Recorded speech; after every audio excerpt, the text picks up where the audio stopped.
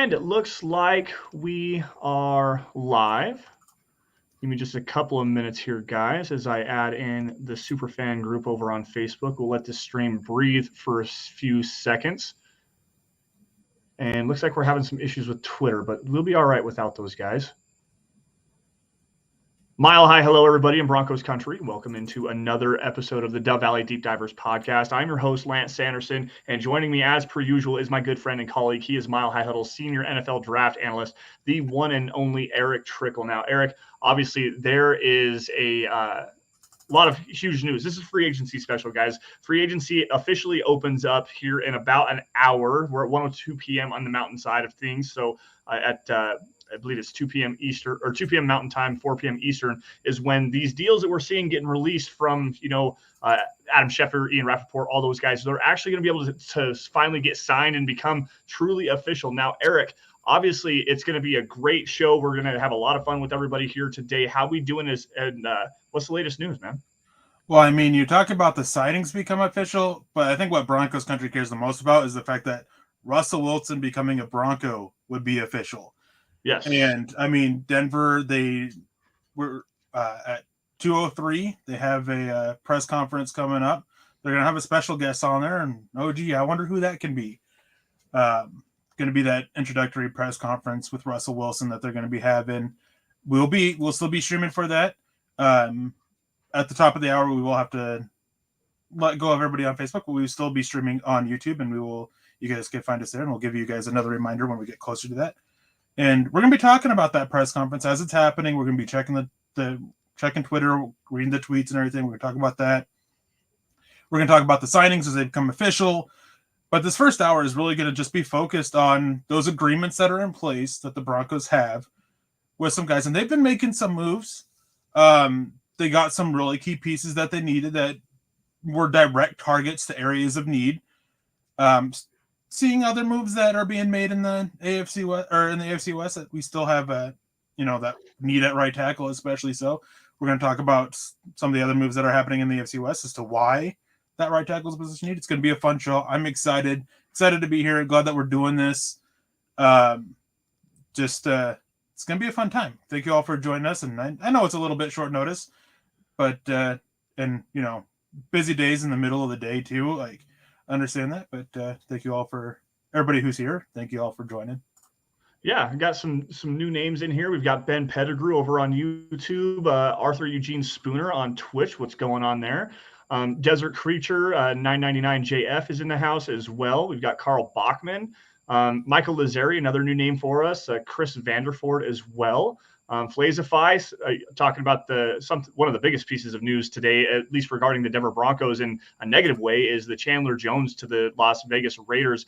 And we'll come back to that here in just a few minutes, but I want to go kind of in order here. Ben Braden was the first guy that the Broncos managed to acquire, formerly with the Green Bay Packers. Now, this is probably a backup interior offensive lineman, somebody to push Netani Moody, a guy that's familiar with the scheme, familiar with Nathaniel Hackett. I'm not super familiar with Ben Braden, so Erick, I'm going to let you take it away on him. What does he bring to this Broncos roster other than just depth and competition at the guard spot? I mean, he brings depth and competition at the guard spot. He's been in the league for, 4 years, I think, off the top of my head. Yeah. He's played in quite a bit of games, but he's only taken 9 offensive snaps. And after I had the sighting, I kept watching everybody react to it. And, he's played in this many games. He's played in this many games. Yeah, but he's just been a special teams blocker. He's a guy that the coaching staff is familiar with. He's coming out of Green Bay. They seem to like him there. They like that he brings. He's going to be competition with the depth guys. Austin Schlottman, he's on his way out. There's a potential replacement there. He's got some good versatility on the interior offensive line. I mean, so maybe they can get something out of him. It's just, don't want to overblow the signing or overhype the signing, thinking that he's going to be something that he isn't. They're familiar with him, and the Green Bay Packers, they had some issues with that offensive line, and he still struggled to get a break, to get out there on the field more consistently. 9 snaps in his career on offense, so it is what it is. But they needed to replace Schlottman. They needed some competition for Moody, and this is a guy they're familiar with to bring just that. Yeah, again, it's mostly just a depth piece, but also you said something that's pretty intriguing to me. Obviously, a special teams blocker, guy that's going to play on the field goal units and stuff like that. So not that the Broncos have had a lot of blocked field goal issues, but maybe this will help shore that up a little bit. Just some more depth. Overall, improving the roster is a big thing here. And moving with guys that are familiar with the scheme, familiar with the coaching staff is definitely a way to boost the strength of the roster as a whole. Got a couple of guys coming in here. We've got a super chat from Nathan jumping in saying, DVDD on a Wednesday. Let's go. Yes, DVDD on a Wednesday. We're pumped to be here with you guys. Pumped to have every single one of you guys. Let's see. We've got Travis Weber in here as well. Good afternoon, Lance and Eric. I usually see you guys on Friday. Hope Denver finds an answer at the right tackle position because the Raiders are finalizing a 4-year deal with Chandler Jones. It's actually a 3-year deal for $51 million per Ian Rappaport. That just dropped a few minutes ago. More hellos here, guys. We've got Cody Sims asking an interesting question here because regarding free agency, the Broncos currently have about somewhere between $10 and $12 million. I was going to ask you this earlier if you had an exact figure on that, Eric, but somewhere between $10 and $12 million in available cap space. And Cody's asking here, are we going to be restructuring some players' contracts to get more free agents? And when will that be done after 4 p.m.? Well, one thing I want to say too is that, guys, the Huddle Up podcast, I believe, is still going on for tonight. Yes. So make sure you're back to tune in for Chad and Zach. We're just a special going on. And then as for the question here, with it's about the restructures and stuff like that, there's been some rumblings going about something happening with Mike Purcell's contract, perhaps an extension of some sort with Bradley Chubb to lower his cost this year. And there's also, of course, the big one of maybe they have something in place with Russell Wilson to lower his cap this year and get that extension, because that extension is something that he's wanted. So maybe there's something in place there that we find about just after the start of the new league year. I think that that's still going to be a little bit down the road. I have a hard time believing that they have something they're agreed upon and come to find out that and not have it be broken already. But it's definitely possible. I think there's some guys that are a little bit limited on restructure options without really going into a potential bad spot down the road. I mean, they could, of course, target Justin Simmons and Garrett Bowles, but those guys just still being newer on their long-term deals, you kind of want to stay away from restructuring them. But they have options. I wouldn't be surprised if they make some moves. With adding in Malik Reed getting tendered, they are probably sitting around $7-8 million. Okay. Getting Randy Gregory for $6 million against the cap this year is a pretty big deal.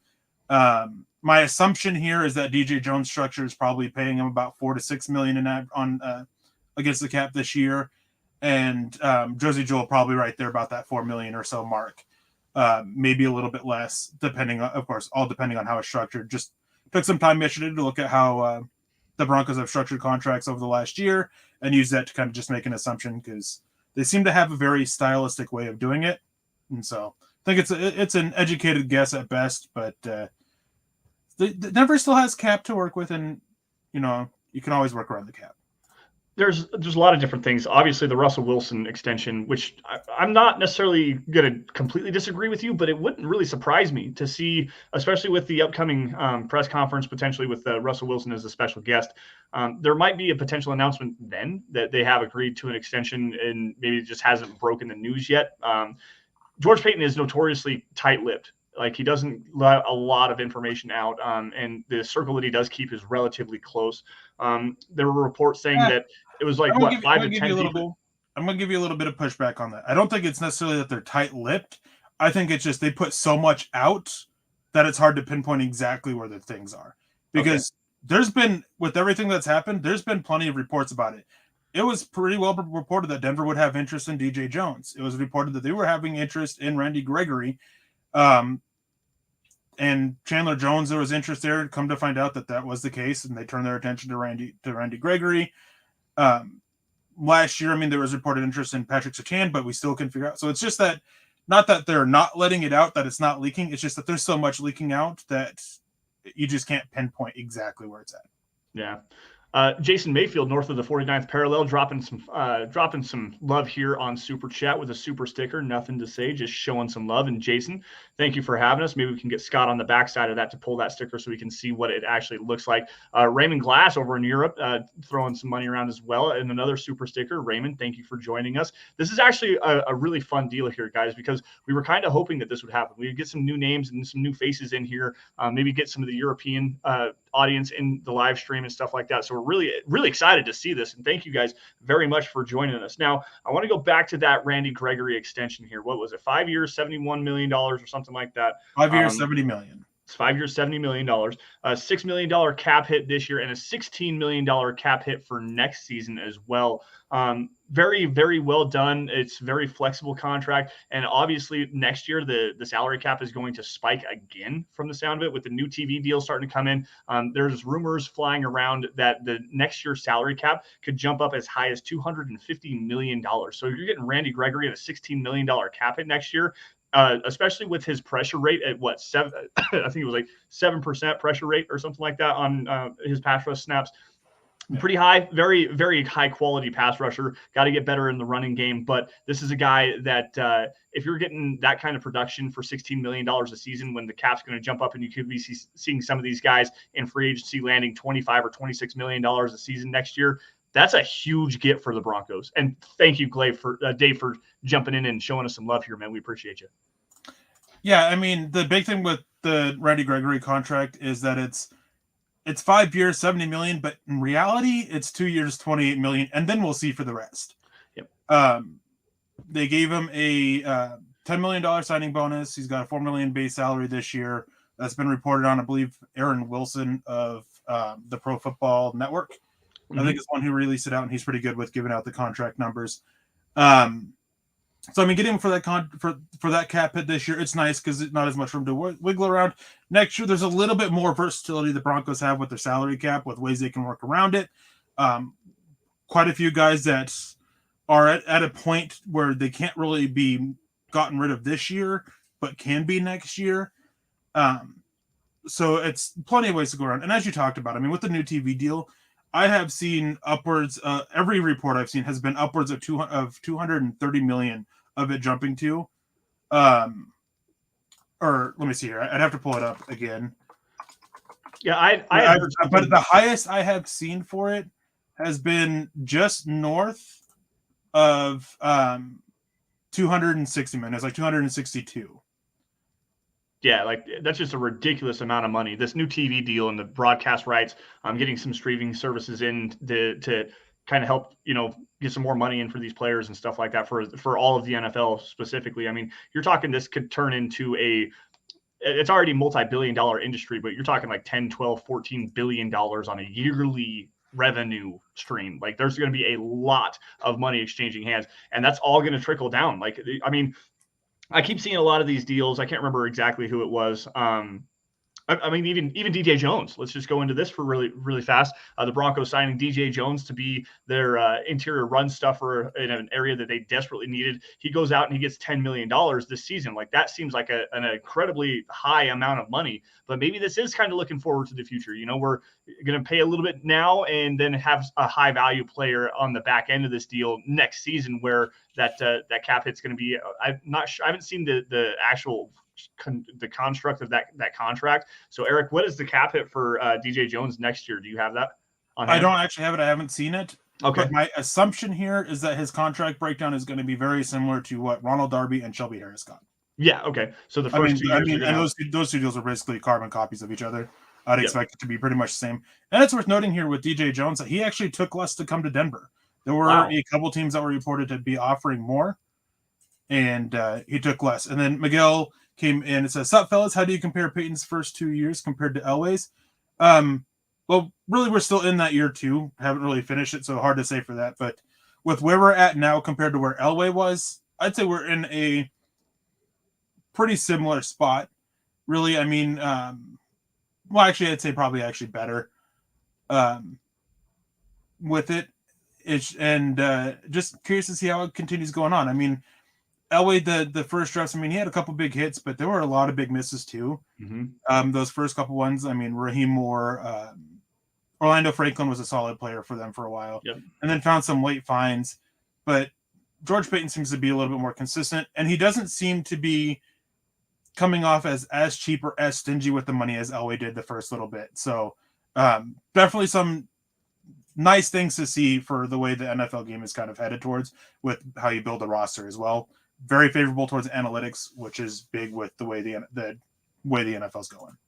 Yeah, and he's doing a really good job of bringing in just versatile athletes. Let's talk about that for just a second. Guys that can play and wear multiple different hats, but they're highly athletic players. Guys like a Caden Stearns, who he took kind of a flyer on in the 5th round before he drafted Jamar Johnson, who was another great, spectacular athlete. DJ Jones is actually a fairly decent athlete for a player his size as well. So going right back into that same mold, George Paton values that athleticism. And a big thing that he was talking about specifically when we were talking this last season coming in was trying to fix the special teams unit. And the best way to do that is to bring in great football players that are great athletes, not necessarily just guys that are perfect scheme fits and stuff like that. Guys that you can come in and work around their abilities on the offensive and defensive side of the football, but you can also throw them out there as gunners and potentially blockers and stuff like that on the special teams unit. So George Paton kind of following that same mold from last year, going and getting highly athletic guys to come in and help fill the void here in Denver. Gary Leeds Palmer jumping in, nothing to say, just showing some love. So Gary, what's going on here? We're getting a lot about the Chandler Jones stuff. Let's just get into that here. 3 years, $17 million to join the hated Las Vegas Raiders. Now, there was already a problem for the Broncos on the right side of the offensive line, specifically at the right tackle position. They don't necessarily have a guy right now outside of Calvin Anderson, who as a developmental, like a swing tackle player, is a nice player to have, but you're looking for someone to upgrade that position, especially now with Chandler Jones and now Khalil Mack in the division as well. This AFC West pass rush is about to just get incredibly lit up because every single team has a high-quality quarterback, and the best way to slow down a high-quality quarterback is to make sure he cannot get rid of the football. So the Broncos have a glaring and massive need at the right tackle position. Erick, there's a big name out there available potentially for a trade. There's also some rumors that he could be potentially getting released in Cowboys right tackle Lyle Collins. What do you know and what have you heard about the potential possibility that he ends up a Denver Bronco here soon? Well, I think that the biggest thing to watch for is what is Dallas actually going to do with him? Are they going to end up trading him? Are they going to end up releasing him? I don't think that there's much interest from Denver for trading for him. But if he gets cut, then I think that he's a name to watch for, that they'll try to leverage him coming to it. I believe he has the same agent as another guy that the Broncos just signed, and Randy Gregory. Mm-hmm. And by all accounts that I've been able to dig into, they are actually pretty good friends. So you could help use that to kind of recruit Lyle Collins to Denver as well. So it just depends on what's happening there. Sounds like if he gets traded, New England's the team to watch. And then since I had a couple of people talking about Von Miller, Ian Rappaport not that long ago said that the expectation is for him to return to the Rams. And that's what other teams are. He's narrowed it down to his final 3 between the Cleveland Browns, Dallas Cowboys, which would be returning home for him, and then the Los Angeles Rams. And then the report today that Los Angeles Rams seem to be done. They seem to be getting close, nearing it. It's one of those deals that I wouldn't be surprised if we see that, hey, it's done within the next hour. That would be a huge get for that Rams defense, honestly. I mean, obviously what they were able to do, Von Miller had 9 sacks in the last 8 games over the course of the season, including the postseason run. Really turned it on down the stretch there. Getting him back to pair with Aaron Donald again, Leonard Floyd as well. Like there's a lot to like with that. Going back to the right tackle position here, this is from Charlie Goldsmith on Twitter. He says, while Morgan Moses is reportedly heading to the Ravens, here's a look at some available starting right tackles that could be potentially available. Obviously, Lyle Collins is there, former left tackle of the Kansas City Chiefs, and recently with the Indianapolis Colts, where he was released in Eric Fisher, Riley Reif, Darrell Williams, and Billy Turner. Now, that list is not necessarily very inspiring, and we have a guy down here. I want to grab this comment really fast saying that we need to get Lyle Collins and Billy Turner now. Erick, speak on Billy Turner for a minute, because I know that you're not necessarily a huge fan of that, and I'm sorry, Evan, to throw you under the bus like this, big dog. Love you, buddy. I mean, he's fine if you want him for depth, versatile depth. But he's not a guy that you want to look at to be a starting right tackle. He really had struggles there over the last couple of years with the Green Bay Packers. He did fine on the inside. He did fine as guard, and if you want to keep playing him as guard, that's fine. Like, good. I mean, depends on the cost there. But I think that the name to really keep an eye for if you want to make that Green Bay Packers connection is Dennis Kelly. Yeah. He is a guy that many Bronco fans, myself included, wanted last year. I mean, he's been consistently solid as a starter in the NFL and just isn't able to latch on anywhere. I mean, he ended up only starting the final few games in Green Bay, played fairly well, has that connection with Nathaniel Hackett and the rest of the coaching staff there. So, I mean, it's an option. Somebody to look at. Again, Law L. Collins, if he gets released, is a possibility. I think that no matter what they do, though, I think they'll add a tackle at some point in free agency, probably over in the next couple days, if not week, and then the draft. I think that they're really looking at the draft as well. Yeah, we actually got some scouting reports coming up online here, guys. There's a couple of quality right tackle options in the draft. In Braxton Jones from Southern Utah, you've got Max Mitchell from Louisiana. There's also Bernard Raymond, potentially the Central Michigan kid. Like, there's a couple of guys. It's going to be early. If the Broncos are really interested in upgrading this right tackle position, Mitchell's probably a guy you're going to see on day 3 after he tested so poorly at the combine. And there's some other talk about him just not with the strength concerns that he has on tape. There's some issues with him. Potentially is a developmental piece there. But I would not be surprised to see George Paton, if he doesn't land a right tackle in free agency, use that extra 3rd round pick and the 64th pick that they have to potentially move up in the 2nd round to go and get a guy that is slipping, specifically talking to Bernard Raymond here. Let's see here. Jason Mayfield with a good thumbs up on the super sticker, and we appreciate you for that, Jason. Thank you very much for that, buddy. Rodney Garcia, we're going to pivot this conversation here, jumping to the cornerback position. This is a guy that, Eric, I knew you were really high on if you got him at the right contract here. Rodney asking, what do you guys think of Darius Williams signing with the Jacksonville at cornerback position? I thought Ejiro Evero would have told Paton to go after him to help out our secondary. Eric, did you hear anything on Darius Williams potentially to Denver? There was word going around that Denver was interested there. That was a market that they're really monitoring, that Evero really wanted him. It just came down to cost.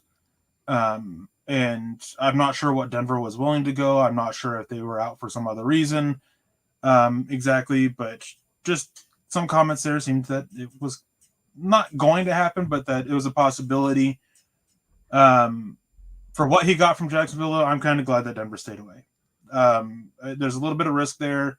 3 years for up to $39 million is a little bit rich for me. I mean, he had a good career for the Rams, had some injury issues, but just a little rich for me. I think that there's other options out there at the nickel corner.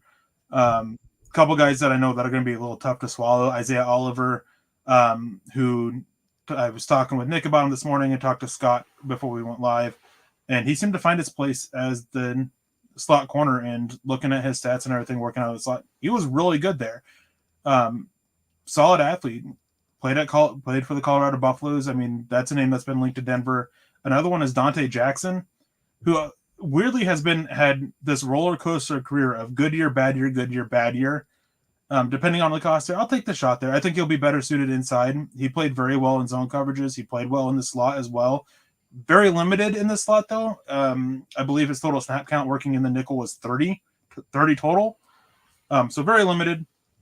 But what you saw from there was good. I mean, and he fits with what the Broncos want to do. So those are just 2 guys. And I think there's other options out there as well. I don't think that there was a need to go to that 3 for $39 max when there's just plenty of other options.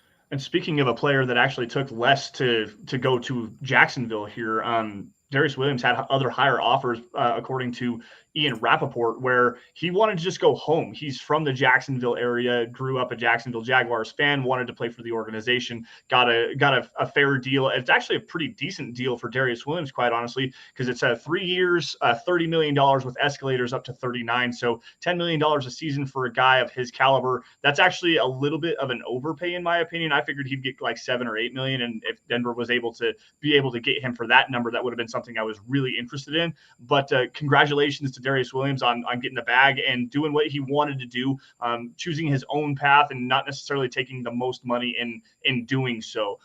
Another couple of guys, as far as the slot cornerback position are concerned, there were some rumblings that the Broncos could potentially be interested in bringing back Chris Harris Jr., who we all know and love from his time in Denver. Obviously, won the Super Bowl 50 with this team, played for several seasons after that. Left in free agency to the Chargers a couple of years ago. He's a free agent this year. Could probably get him on a cheaper deal just because he's so much older. Right now, he's 32 years old. So he's on the downward side of his career. So going to be interesting to see where he ends up. Another guy, another familiar face is Bryce Callahan as well, who the Broncos could potentially get on a cheaper deal just due to the injury concerns that he has had over the course of his career. Probably looking at 1 year deals for both of those guys if they do come back around the $5 to $6 million area, somewhere ish in that general vicinity. Eric? With the thing with Chris Harris, though, is that he's not on the downward spiral of his career. He's at the bottom of his career. Okay. Like his play hasn't been good. His play was on the downward climb or the downward spiral when he left Denver. He had 2 years. The last 2 years there were definitely regression from him. Went to Los Angeles to the Chargers, and the parting of ways with him in Denver wasn't the cleanest. There were definitely issues there. But, there's new people in charge, new coaching staff, new GM. I think that could possibly help there a little bit. John Elway's out of the picture. I think that's a pretty big deal with Chris Harris Jr. potentially coming back. But he's familiar with the scheme. I mean, he just was in it. He's a guy, if I remember correctly, the Rams actually were one of the teams that were in heavy pursuit with him when he decided to join the Chargers as well. Yep. Evero likes him. Evero wanted him, from what I understand. He was a big one pushing for him. Yep. Along with Staley for that first year there, and then Staley went, and Chris Harris was really happy that Staley ended up the coach. So there's definitely connections there. It's just at this point, like if you're signing Chris Harris, you better have another plan at nickel as well, because honestly, I don't think he's at that point where he should be the starter at the nickel. He's that depth guy that you kind of want. I think he can offer up well there. Just not much more than that. Yeah, and it's going to be interesting to see exactly what plays out with saying Bassie, excuse me, his name was slipping me there. Coming back off that torn ACL, he kind of bounced around a little bit there. Went to, I believe, both teams in Los Angeles. He was in with the Rams for a minute, came back to Denver, went to the Chargers for a minute, came back to Denver again.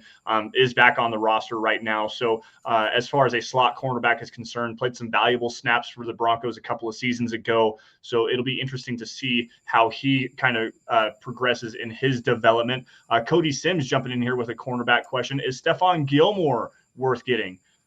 That's man, I don't know. That's kind of a rough fit for me. Depending on what Jiro Evero wants to do with his coverage schemes, and it sounds like he wants to do more of the cover four kind of off-ball coverage and stuff like that. Stefan Gilmore is better in man. Is not necessarily a great zone coverage cornerback, and they're looking for a guy that can play on the inside, and I don't think Gilmore has played there very often. I could be wrong on that, but I think that he's more of a boundary corner than a field corner, a guy that you're not going to put into the slot because he doesn't have the best change of direction ability. So I don't think that that's a direction that the Broncos are going to go in. Eric, what do you think? I think that his name will make him quite attractive and really raise up that price. He's still playing pretty well. Last year, his play kind of went under the radar. He had a really good season for the Carolina Panthers. He just missed so much time with the injury, and then the trade and all the drama about that with the contract wanting out of New England. I think that the cost is going to be a little bit much. I think that what they want to do, I don't think that he fits. And I don't think that he fits with where they want somebody to play at in the secondary. They seem to be definitely focused on finding that nickel back, either a safety or a corner that can drop down, play the slot. That seems to be what they're looking for, not somebody on the boundary. And that's kind of what Stefan Gilmore is at this point. Yeah, exactly. I actually wrote an interesting article. It's a scouting report. It's going to be coming out here in the next couple of days, or at least I hope it is, on UTSA cornerback Tariq Woolen. And in the analysis there, I'll kind of spoil it for you guys. He's more of a boundary corner than he is a slot cornerback, and probably off man or cover three specifically, just because he's so young to the position. He's only played cornerback for a couple of years, doesn't understand all the nuances to the position. So it's going to take him a little bit to kind of get around as a future piece. Then that makes a lot of sense for the Broncos if that's the direction they want to go, just because they have Ronald Darby and Pat Surtain, who are both boundary cornerbacks, are looking for a guy that can play in the slot. So Woolen doesn't make sense in the immediate future, but in the long-term future, a guy that you can kind of let him develop, let him play some special teams. That would be the direction I go. I see Stefan Gilmore in that same kind of a role. It just doesn't fit right now what the Broncos need. They need that slot cornerback, and that's not a direction that Gilmore is going to be headed in. Real quick, with Tariq Woolen, one thing to say is talking about how he can be a fit for a future need. Well, earlier we were talking about ways that Denver could free up even more money next year. Well, Ronald Darby has a contract that's easy to get out. His deal was 2 years, and then we'll see for the third. Yep. Well, that's where you go. I mean, if you take Tariq Woolen, you give him the year kind of to learn and grow behind Ronald Darby, and then you have a potential replacement there. Exactly. I still question Tariq Woolen's fit within the scheme. He's definitely a guy who you want pressing. Maybe he can develop more to be off, play that off coverage. But yeah, it's just not that nickel aspect. And as we said, that's what they're looking for. And real quick, going back to Chris Harris, I mean, the last couple of years, he had a decent season this last year. He allowed 62.7% of targets on his way to be caught. Allowed a not great but not bad NFL passer rating when targeted. Broke up a few passes, got an interception, but he also allowed 3 touchdowns. And it's definitely obvious that he's just not quite what he used to be. I'd rather go somewhere younger, somewhere that's probably going to be a little bit cheaper, honestly, and for more upside. And then there was one other comment I saw that was about a corner. Oh, Jeff Gladney signed with the Cardinals from Yordi Lopez. That is something that is actually worth noting because Denver reportedly had a little bit of interest in Jeff Gladney, but basically never got him. I mean, from what I understand is he visited the Cardinals and that was that. Yeah, I'm not exactly sure. I was kind of intrigued by that. However, there's some. This is a name that I dropped last Friday in our free agency preview. I didn't actually mention him by name just because it's such an interesting conversation there because of his past. There's obviously found not guilty, but not guilty does not mean innocent. We're not going to get into that. That's not a conversation I want to have here.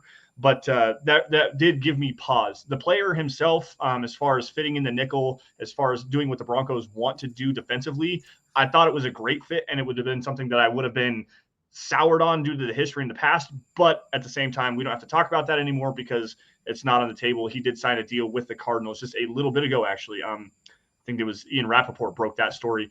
Dave Glassman jumping in here, asking a key question here because there is still a question at the center position. And the Browns just released J.C. Tretter. I believe that was yesterday. So I do believe that he is a street free agent, and he would not count against the compensatory formula for the Denver Broncos. So this is a name that I'm kind of intrigued by. I'm not sure what his performance looked like this last season or if there's some injury concerns. It's just a name that's a high up in the center position, and Lloyd Cushenberry has not been able to get it done. Eric, what are your thoughts about the Broncos going out and getting J.C. Tretter? Is he going to be out of their price range?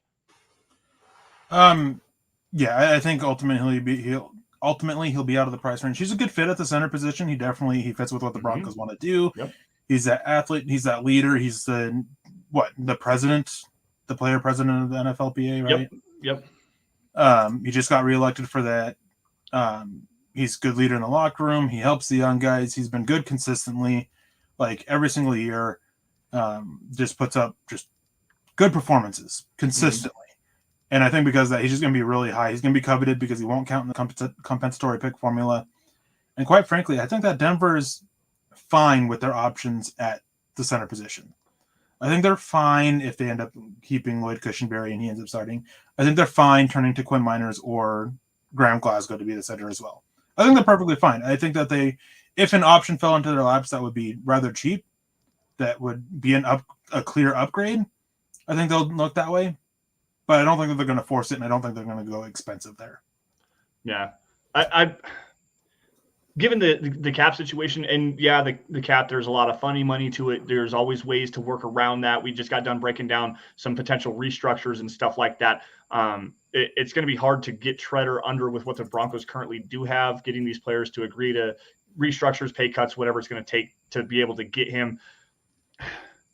Is it a stretch to say that he could see double-digit millions in this free agency cycle? Like, quite honestly, he's a good enough player that $10 million a season for a center is not out of the realm of possibility. We've seen it with the Kelsey brother, Jason Kelsey. Ryan Jensen is, I think, got $13 million a season. Rodney Hudson got $10 million a season at one time. Ryan Kelly from the Indianapolis Colts, when he gets his new deal, should be up there as well. Like, J.C. Treader could see. Oh, is he? Yeah. Yep. And so, I think you're right. J.C. Treader, he's going to be pushing upwards of $12 million. Yeah. Dude has allowed 10 sacks in his career. He's played almost 4,000 total pass blocking snaps. He's probably, at the very worst, top 3 center in the NFL. He is extremely good. Mm-hmm.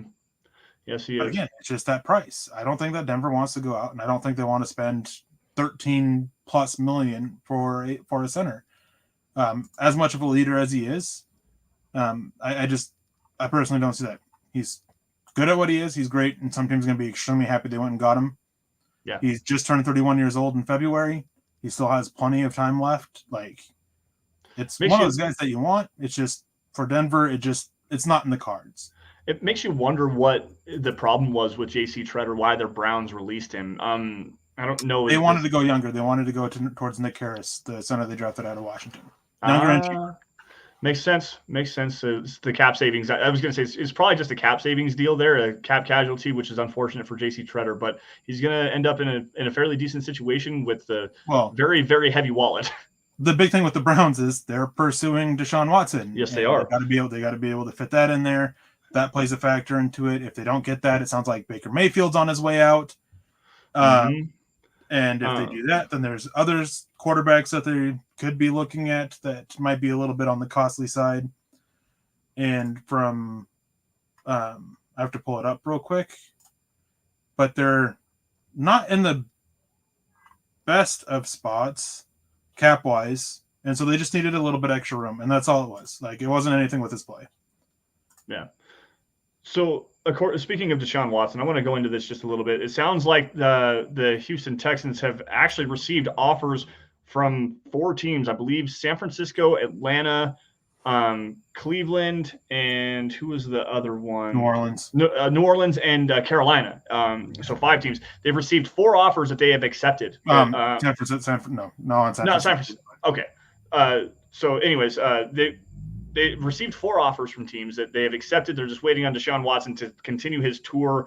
This is from Diana Rossini at ESPN. She says, after some conversations, even if the Cleveland Browns are not able to land quarterback Deshaun Watson, the sense I get is that Baker Mayfield will still consider other options. I'm not exactly sure what that means as far as, I mean, he's still under contract with the Browns. Are they going to move on from Baker Mayfield and potentially ship him off to Indianapolis? I've seen some speculation there.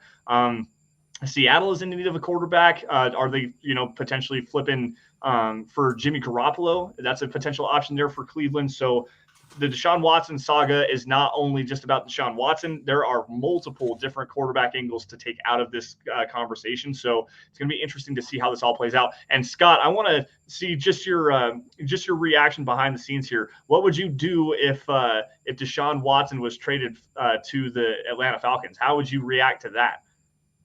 Well, on that real quick, I don't know. If that happens, then, I mean, talking about that, the thing with Baker Mayfield, this is his 5th year. He's up for that extension. Yep. And the Browns, they don't want to commit to it. There's a lot coming out of that locker room about Baker Mayfield being a problem, which, I mean, going back to his college days, not really super shocking. And they don't want to commit long-term money to it. It was an issue last year when other quarterbacks were getting their big deals. The Browns did not want to commit long-term to Baker Mayfield, and that still seems to be the case.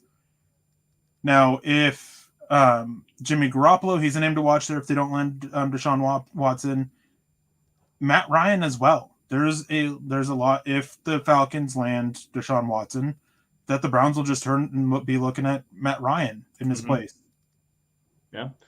Be interesting. Let's see what Scott has to say from behind the scenes here. He says, it'd be nice if they just ate Ryan's dead cap hit and started the rebuild. Folks here are jealous of what the Seahawks did with Russell Wilson. So that I'm actually with you on that, Scott, because their cap situation is almost in like a worse spot right now, especially after the Matt Ryan restructure. They're in a worse spot than the New Orleans Saints are. And the Saints are in cap hell and have been for a long time. Like, who was it that was saying that, Eric? I know that it was you that told me that. I think it was you that told me the Falcons cap situation was worse than the Saints. Oh yeah, it is, and they keep doing it in a worse way of just kicking the can down the road. The Saints, with how they structure deals, they always make it that they can keep restructuring. They freed up $80 million without releasing anybody, just by restructuring contracts. Eventually, it'll come to bite them in the butt, but they're fine, and they do think they structure it in ways that they can continue to kick the can down the road. Falcons seem to be in a better way doing that lately. And as Scott says, they have good players too. And yeah, that definitely factors in. But going back to Baker Mayfield, since this was just reported from Mort Report on ESPN, while with talking Baker and Mayfield and the Browns, is that they are breaking up regardless because the Browns, they want an adult at quarterback. Which that goes very right there in hand with everything that's coming out of that locker room about Baker Mayfield being immature, him not being able to handle criticism, and all sorts of issues like that with it. And that seems to be the case. And then Mort Report says, keep an eye on Jimmy G towards going to Cleveland. No matter what, I think that Baker Mayfield will be out in Cleveland at some point this offseason, probably, but here not too long, not too distant future. The biggest thing is that a lot of teams are just waiting for the Deshaun Watson domino to fall. Yeah. And that's going to set off a chain reaction of quarterback movements. This offseason, obviously, you've got Tom Brady retiring and then coming back. I'm going to get your thoughts on that here in a minute as well. But you've got that move. You've got the Erick. I just want to say one thing as we're talking about all these quarterbacks and everything. How great is it that we don't have to worry about it for the Broncos anymore? Yay! I'm so excited. I hope you guys know. I cannot wait for this press conference. It's going to be fun. I'm going to break this down and help do some coverage for that as well this afternoon. Maybe get another scouting report in as well. But the fact that we have Russell frickin' Wilson as them quarterback for the Denver Broncos has me so excited, guys. And I mean, a couple moves away. It's a couple moves away. I really do think that this team is set up currently to make a run, at least at a AFC West championship, potentially at an AFC championship, maybe even a Super Bowl championship. Like, this team is set up very well for now and for the future. There's not very many holes left that need to be filled. Obviously, the right tackle position is going to be something they're going to have to take a look at. We'll see if Lyle Collins is the guy. We'll see if they go to the draft. But there's also another one here. I want to just piggyback off of this conversation. Jeff Jenkins jumping in and saying that Brian Bulaga is a great pickup if he's cheap. If he is cheap. And I want to say that and all that. Yes. And that's I was going to let Eric go here. Why is it just a cheap contract for Brian Bulaga? Because of his health. 4 of the last 5 years, he's missed pretty significant time with injury. He played in one game last year before he was lost for the season. Played in a few games in 2020 before he was lost in the season. 2019, he played through the full season, his final year in Green Bay. I believe he missed 2 games in 2018 with the Green Bay Packers, and then in 2017, he missed quite a bit of time. So cheap, sure, I'm for it. Not going expensive, and he's not at that position where I'm like, okay, this guy's the starter. Like, it's like, okay, this is a guy that he can compete. But I want to see somebody else brought in that case, and not just another draft pick. I want to see another veteran. Yeah, Brian Bulaga is the guy that you're looking at for depth at this point. Well, and here's another name, Rodney Garcia jumping in here. Sorry, I was thinking Bobby Massey here, but this is another good name to take a look at here. Any word on Bobby Wagner and his potential possibility of signing in Denver? I know that there's been reports of Russell Wilson recruiting Bobby Wagner to Denver. That's getting a lot of pushback from both people in Seattle and some other reporters in Denver. The people in Seattle have highlighted quite a lot over the years of the relationship between Russell Wilson and Bobby Wagner have been, you stick to defense, I'll stick to offense, and that's it. There's been issues with Russell Wilson that's been very well reported on over the years with that Legion of Boom defense, that secondary, and the others that were on it. Lot of reported issues there. Bobby Wagner was part of it. Richard Sherman was part of it. So I have a hard time believing that he's doing that. If it is, it's more so of a thing of like, look, we just want another leader on the defense. But outside of that, I don't think it's happening. I think with Josie Jewell, I think Denver's done at linebacker until the draft. Maybe another super cheap signing somewhere. Bobby Wagner always seemed unlikely. Miles Jack seems really unlikely. And the biggest thing is Denver seems to be going towards only one or two linebackers. They don't need a lot of guys. They're very excited for Baron Browning to try and take this next step forward this season. They're putting a lot in that. And then that's one reason why they focused on Josie Jewell, is because how much he can help off the field, because even after he got hurt, he was constantly there with the team, helping Baron Browning, helping them behind the scenes, helping them in the film room. Jonas Griffith as well, which is one reason why they really valued him. Plus, for the last 2 years, I mean, last year before he got hurt, and then 2020, Josie Jewell was the best linebacker to take the field. Then he got hurt, of course, in 2020, and then we got to see Baron Browning. He's very underrated by Broncos fans, so they valued that. So cost, paying for the name, I just think that that's at the point that they weren't willing to do that with Bobby Wagner and Miles Jack outside of the Russell Wilson aspect of it. And the one thing that I was you just hit the name that I was gonna like. I would much rather have a younger, more versatile player that still has some upside in Miles Jack than Bobby Wagner. But the price there is just a little bit too much. Now going back to Josie Jewell here, reportedly it was a 2-year deal worth $11 million. So they went not necessarily bargain bin, because Josie Jewell, like Erick said, is very underrated by Broncos fans.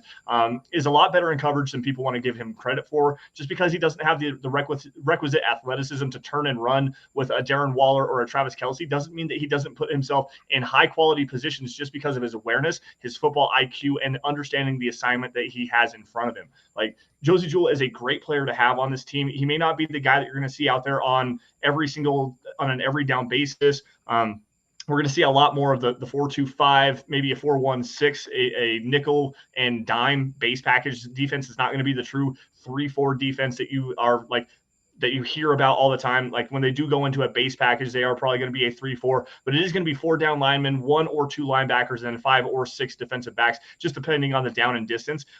Also going back to the Josie Jewell signing and incongruency with the DJ Jones signing, Josie Jewell does a really good job in the running game because he scrapes and flows really well, and he identifies what's going on in front of him. That might be a very interesting figure to have on first and second down behind DJ Jones, because shoring up that run defense is a big need for this Broncos defense. They were 30th in the NFL last season, and without Josie Jewell, that figure went down dramatically. So getting him back on a cheap deal the way that they did is a huge get for this Broncos team. I'll say that when looking at this Broncos defense, the best way to look at it is you're going to have 2 down linemen, you're going to have 2 edge rushers, 1 or 2 linebackers, and 5 or 6 defensive backs. That's going to be their base package this year. Wouldn't be surprised if we see upwards of 70% of the snaps taken out of that, especially with the way this division is shaping up with the quarterbacks in this division. Which is one reason, going back to DJ Jones, why it makes so much sense. He can sit there and he can 2-gap out of that 2-eye stance, or that 2-eye technique. Can move inside 0 tech, 1 tech, 3 tech even. Not a guy you really want out as a 4, but that's why you kind of want, like, Bradley Chubb behind him is pretty effective if he's healthy. Yeah. So Denver's doing a good job for it with shaking it up, and then again with Baron Browning, with his athleticism, you want to keep him on the field. Josie Jewell's instinctive. He's smart. I mean, there's no doubt that Josie Jewell has a coaching future if he chooses to after he's done playing. Yep. So it was the right signing, and I think it was pretty well telegraphed that Josie Jewell was the guy they wanted. Yeah. No. I know they came out and they said that they were talking to all the linebackers. They're keeping an eye on that. Well, first of all, George Paton couldn't remember Kenny Young's name. That right there is pretty telling. And then Alexander Johnson, from what I understand, is that they never really talked to him. Like, they're perfectly fine allowing him to hit the market. He was a guy that Vic Fangio had to really change things up for his defense just to get him to fit. Great against the run, but just a liability in coverage that you just can't have anymore in the NFL. And Josie Jewell, I mean, he's not the greatest of run defenders, but he's quite good. He's not the greatest in coverage, but he's quite good. He grades out well there consistently by Pro Football Focus. He grades out well there with their advanced analytics when it comes to coverage from the linebacker position. Yep. I mean, he just grades out well. He's that solid linebacker that you're fine having. Yeah. So another thing that comes in with it is he's not scared to play special teams either. He's out there on all 4 of the core special teams unit, punt, kick, return, and coverage. Like this guy is a tremendous player just to have on the roster. He's one of those, they call him glue guys, a guy that everyone just he helps hold the roster together just because he is a great leader. He's a great player on the football field and just an all-around good guy to have in the locker room. So you can't really hate on this signing. We're going to pivot here. I've got Rodney Garcia with a great question regarding the Broncos in the running back position, because Melvin Gordon does not seem likely to be coming back. The running back market has not heated up as of yet. We have I believe it was Chase Edmonds to where did he go? I can't remember where Chase Edmonds went to, but then James Conner got another big deal with the Arizona Cardinals. So it seems like Melvin Gordon's going to be on his way out, and the best way for the Broncos to go in this particular situation would be eyeing guys in the draft. Now, Eric, what running backs are you particularly eyeing in the draft to line up with Javonte Williams and Mike Boone next season? James Cook. I mean, he's the top of my want list for it. George Paton, 2 years after drafting Dalvin Cook, turned around and the Vikings went after not George Paton specifically, but the Vikings front office, turned around and went after Alexander Madison in the 3rd round. So they're definitely used to that. I'm not sure they'll do it this year. Go take another top running back in the top 100. So it's definitely an option. I think they're looking for a day 3 guy. There's plenty of options. I mean, there's really good depth to this running back class. Mm-hmm. Going into that is definitely for another show, just because there's just so many options, and I could probably talk for about a good 10-15 minutes about it. I do want to grab one comment real quick from Brian Badonde. He said it's pronounced Paton, not Peyton. No, it is Peyton. It was actually one of the first things that they did when he was hired. It's like his name is George Paton, not Paton. Mm-hmm. And then there was one other question here that I wanted to grab too. I do want to bounce. I was talking about going back to the linebacker position. So Rodney Garcia said, I like Kenny Young because he would always stick and cover Travis Kelce. Travis Kelce ate him for lunch. Like took him to school every single time. Kenny Young was a bigger liability in coverage than Alexander Johnson. He made some splash plays against the run, but he was super inconsistent and again liability in coverage. I think that's a pretty good reason there is why George Paton just couldn't remember his name. Well, I think the linebacker you might be referring to is Jonas Griffith, who did play very well in coverage against Travis Kelce in that Week 17 game or Week 18 game against the Chiefs. Like that's a guy, and they tendered him as an exclusive rights free agent just the other day, so he will be back. Him and Baron Browning and Micah Kaiser and obviously Josie Jewell. That seems to be rounding out your guys' Broncos linebacker core right there. Real quick, as Scott says, going to flash this up here. 5 minutes, we're going to be closing the stream on Facebook, but please tune into YouTube and we'll be continue streaming there for a little while longer. YouTube.com/Mile High Huddle is where you guys can find us. So those of you on YouTube, go ahead and join us there. We'll continue talking about it.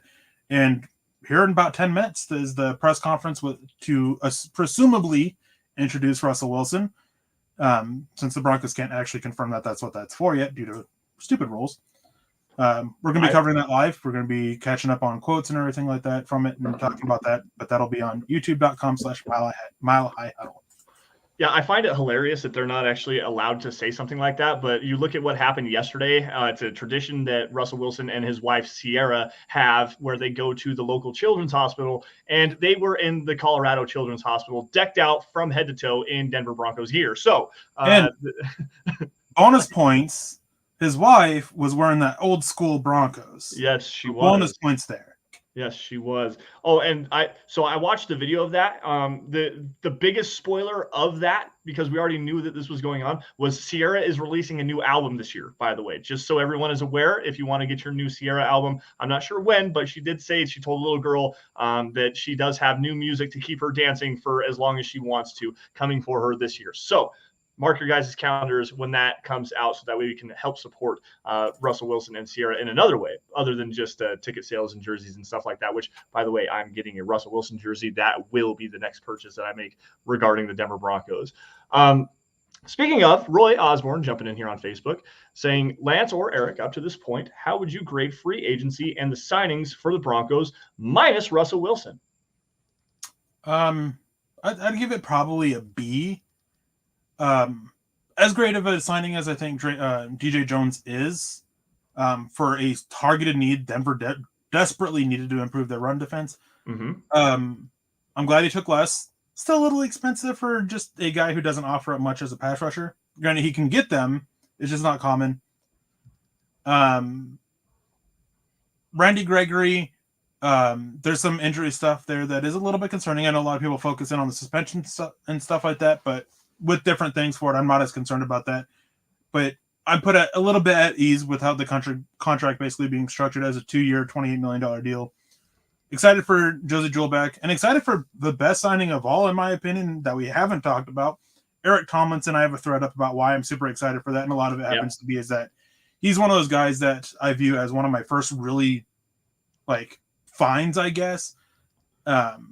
Big fan of him coming out of college. Happened to stumble upon him playing at UTEP, fullback tight end hybrid. Really big fan. Felt at the very least he was going to be a very good blocker in the NFL, and turns out what he is. Did think he'd offer up a little bit more as a receiver, which hasn't been the case, but hey, Denver needs him. Again, targeted need. Denver needed additional help blocking up front from the tight end position. They went and got it. So overall, a B. Well, and quite honestly, the Tomlinson signing goes a little bit under the radar just because it keeps you from having to go and draft a guy. You got a guy that can come in, just be that blocking tight end, can help you out in the 12 personnel, maybe play that H-back position. They also got Andrew Beck back as well, so they have a couple of guys that can come in and compete there as blockers. You can see some 13 personnel with guys like that out there. So Tomlinson's a big deal because they don't have to go and draft a guy now. They don't have to waste that draft capital. They can continue to bolster this roster and use those picks on guys that have a little bit more high upside, some better athletic potential in there as well. Not that Tomlinson is a bad athlete, but he's just not that guy that you're going to rely on as a receiver. At least to this point, he has not. With that, guys, I do want to say thank you to everybody on Facebook that joined us, and it looks like we're going to have to get those guys out of here. Scott, I believe, already did. To give you guys another just refresh of what we are, you guys, thank you all for tuning into the Dove Valley Deep Divers podcast on Mile High Huddle's YouTube page. You guys can find us on Twitter by following me at Sanderson MHH, and for Eric at Erick Trickel. Also for Scott behind the scenes, running the 1s and 2s and doing the Lord's work back there of correcting me when I'm wrong, at Scout Kennedy. Also, guys, at DVDD_pod, which is the way that you found out about this stream, by the way. So if you guys were following at DVDD_pod, we retweeted that out for everybody as well. Make sure you guys are following that because you'll find all these special episodes and stuff like that. Everything we're going to be talking about on Fridays at 6 p.m. Mountain Time, 8 p.m. Eastern. You're going to find that there.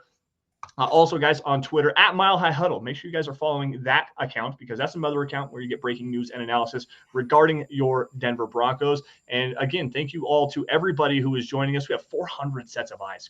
Crazy the amount of people we have here. A 2 o'clock stream on Mountain Time. So like early afternoon, we've got some guys in the East Coast, some guys overseas in here as well. So an amazing support for the show today. Scott is going to have to get out of here at the top of the hour too. So Scott, thank you very much for joining us. We appreciate all of your help behind the scenes. And if you get out of here, we will talk to you later, man. Thank you, Scott, very much. All right, guys. This has been a lot of fun. I'm having a great time here talking about everything regarding the Broncos and their free agency class. I'm with Eric here. I would give it a solid B outside of the Russell Wilson trade, and we're going to get a press conference here in about 4 minutes-ish, 3-4 minutes, something like that. The DJ Jones deal, I'm excited about it just because the Broncos defense was so bad against the run last season, and they really got to step up that game. That was part of the Vic Fangio philosophy, though, is, you know what? Let them run the football. EPA per play on running plays is the worst of any play other than a screen play. So if you're going to allow teams to be able to run the football on you, that's fine. At least they're not beating you with the pass, and they're not beating you with big plays. However, the problem is the Broncos' run defense wasn't good enough to be able to stop anything. And when they needed to get that key stop, they weren't able to stop the run to be able to help put their secondary in a position to go and attack the football and take the football away. So that is a big need. And that's why I like this DJ Jones signing the most, because I believe it was Andrew Mason put up this tweet the other day right after Jones was signed, that his 13.1% run stop percentage was the number one figure in the NFL of any defensive tackle that played at least 150 snaps last season. So that is a huge get to me. The price is a little bit expensive, but you can, like I said earlier, you can kind of deal with that with the cap jumping up here to $240-ish million, $250 million maybe next season. So that number is going to look a lot different than when a guy like Jarran Reed goes out and gets his next contract, even though Reed offers off a little bit more of a pass rush upside. Like Jarran Reed's going to go get probably $15-18 million. DJ Jones, the number one run stuffing defensive tackle in the NFL last season at $10 million, that's a bargain. So I'm okay with that. Got to interrupt you. I mean, it is official. Russell Wilson is a Denver Bronco now. The trade has been processed. Dave Glassman came in and asking about why we had to cut off the Facebook feeds. Unfortunately, when we publish content on Facebook, it creates issues when we're streaming at the same time. And we, with free agency becoming official and everything, we couldn't cut off. We couldn't create those issues there between publishing content and the stream. But we can still stream on Facebook. Jervy Goat asks if we're going to have the live press conference here. Unfortunately, we cannot due to issues with streaming stuff like that. Same issue we had from a few years ago. It's Julio Jones is a surprise release. Another surprise release that wasn't reported prior was Nick Kwiatkowski. However you say his name. Yeah, Nick Kwiatkowski from the Raiders was just released. He was due $7 million in 2022, and with the money that Las Vegas just spent in acquiring Chandler Jones. And then another move that we haven't gotten to there was they traded Yannick Ngakoue to the Colts for Rock Ya-Sin in a straight-up player-for-player deal, which doesn't typically happen in the NFL. Like, there's usually draft picks that go along with those things. So between Chandler Jones and the $8 million that the Raiders had on the books for Yannick Ngakoue, they have $25 million just in Chandler Jones alone. So getting Nick Kwiatkowski and getting that $7 million back in cap relief, I believe is what it was. I'm not sure exactly what that number is, but it says here that he was due $7 million. So that's kind of a surprise there. The one that got me and got a big reaction out of me was Julio Jones being released by the Titans. That's a big move right there. Like, that's a huge move. Eric, what do you think of Julio Jones, man? I mean, he's on that downward spiral of it. He's at that point of receivers where the value is a little iffy, and with how often you get receivers coming into the NFL, like, once again, it's one of the deepest groups this year in the draft class. Was last year, was the year before, was the year before that. Like, it's pretty consistently, the college football is pretty consistently churning it out. And then with what he was getting paid and everything, like, it just makes sense. It's a to make that change. Yeah, it's a post June 1st designation for Ian Rappaport that just came across my timeline as well. Going to be splitting up that dead cap hit between this year and next year. Yep. Another one here is, I'm not exactly sure who it is that reported it, but the Raiders are expected to sign former Patriots running back Brandon Bolden. His connection with Josh McDaniels. Yep, that was his guy. They brought him back a couple of different times on some cheaper money deals. They use him a lot out of the backfield as a receiver, a guy that has been a very reliable running back for them for a long time. So to reunite with Josh McDaniels in Vegas and to back up, and actually probably a higher quality backup than what they got in Devontae Booker, quite honestly, a couple of years ago. Backup for Josh Jacobs. This is a good move for the Raiders, in my opinion. I like that move a lot. Again, all moves are now becoming official. My phone is legitimately blowing up right now.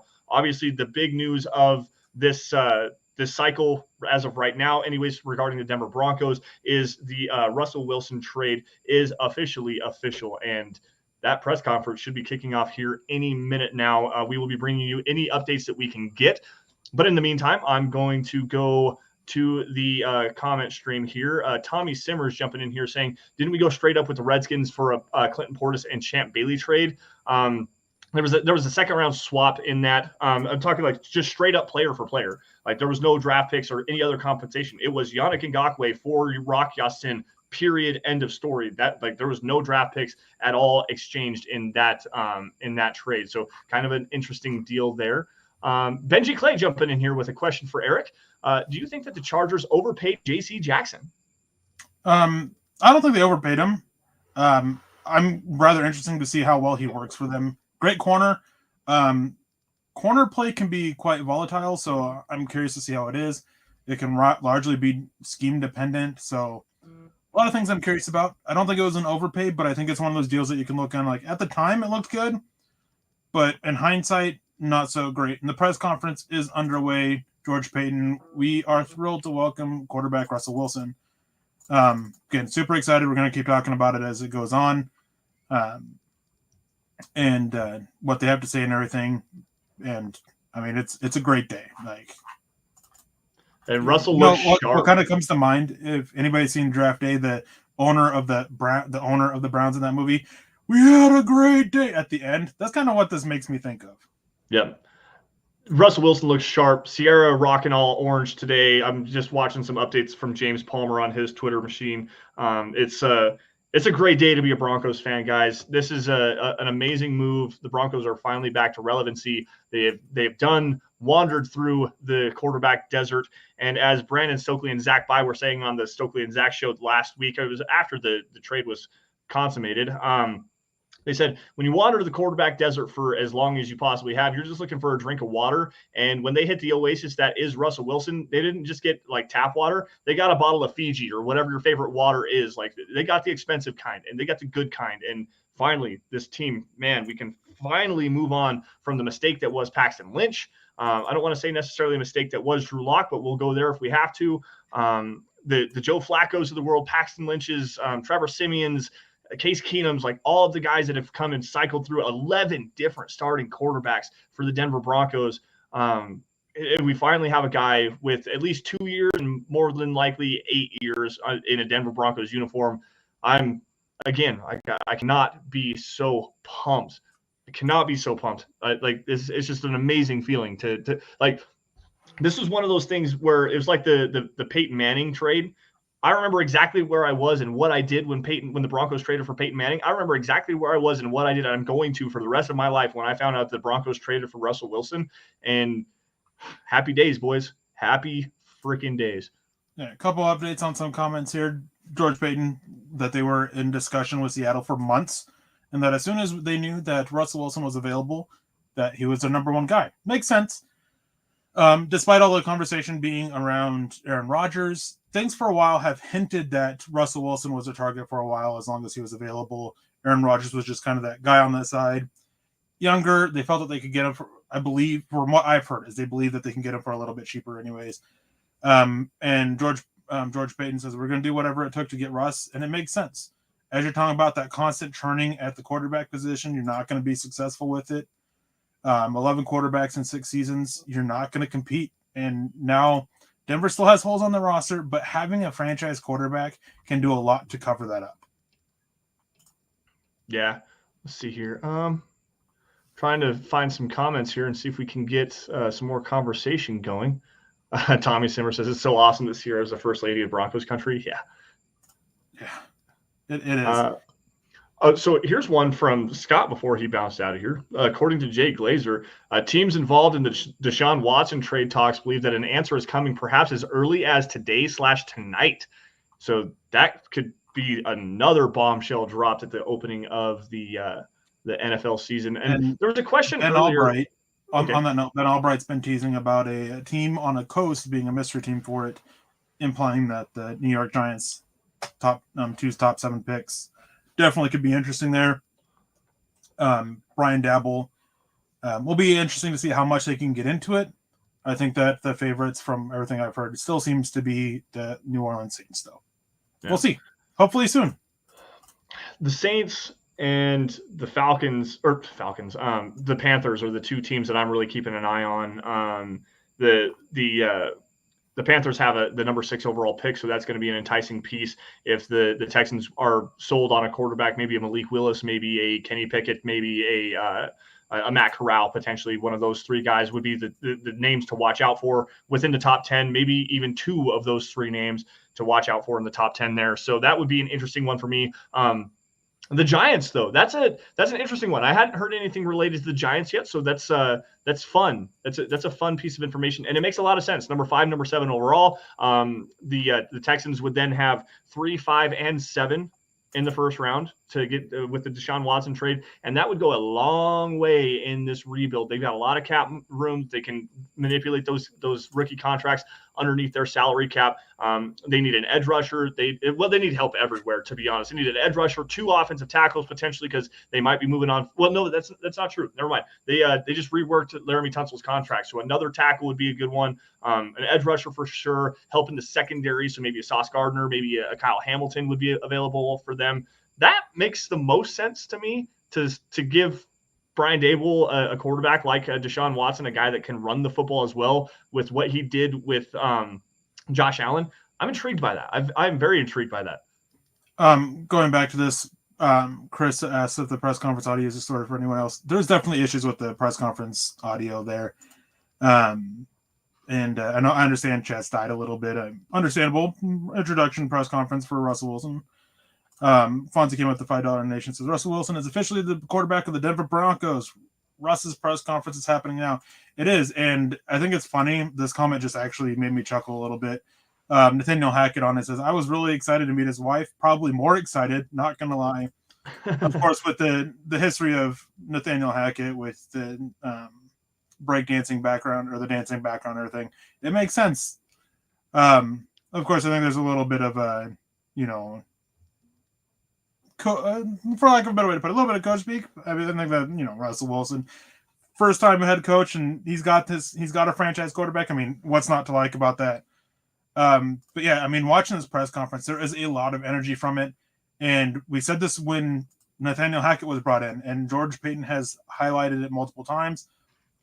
The difference of energy in the press conferences between Vic Fangio to this is huge. Nathaniel Hackett brings so much, and then it seems to be heightened even more because you got that franchise quarterback. It is such a good feeling to have that. Yeah.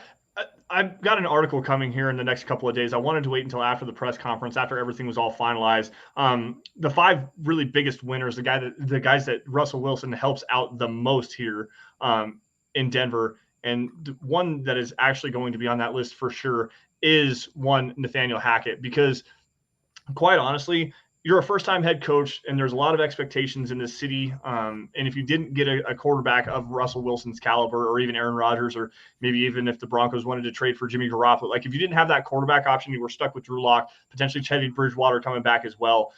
That road's tough to hoe. Like that's a really difficult position to be put in. Having that quality quarterback, that guy that can go and ad lib, create some plays, extend some plays, and just win you some football games on his talent alone is huge for a first-time quarterback, because now he doesn't have to worry about developing that quarterback. He's already developed. He's already a finalized product. You know what you're going to get from him on an every single game basis. So Nathaniel Hackett probably is the single biggest winner of the Broncos acquiring Russell Wilson. Honestly, they are. Also, Russell Wilson starting off, he's finally up at the mic talking about it, how much the state of Colorado means to him. Talking about the day after he was drafted by the Colorado Rockies. His dad passed away, and Colorado was very supportive of it. City was very supportive of it, and he's always loved it, and he's super happy to be back. But as Fonzie comes in and says, Russ looks good in blue and orange, let's go. He does. He looks quite sharp for his press conference and everything. Not that that's a super big thing, but, it's something that you always want to look at, how sharp a guy looks. Quite honestly, like, there's actual teams that evaluate that during press conferences and stuff like that at Combine and stuff, is how do they look and how do they handle it? And, I mean, no shocking that Russell Wilson's at it. I mean, dude's a professional. Super excited, as I said. I mean, I can't stop saying how excited I am for Russell Wilson to be here. It's been well reported that Denver was the place that he's wanted to go. His connection with the Colorado Rockies, he knew the area a little bit. He reached out to Peyton Manning. Seems like that. I mean, this was where he wanted to be, and that's awesome. So Ryan Edwards on KOA just tweeted out, Nathaniel Hackett opened up with, "Wow, Russell mother effing Wilson." Yeah. Muffled a curse word, mother effing Wilson, to open up the press conference. Like, again, going back to Eric just said it a couple minutes ago, the energy with this guy, it's palpable. It's real. Like, he's not a fake guy. Like, talk to all the players that have come on the radio.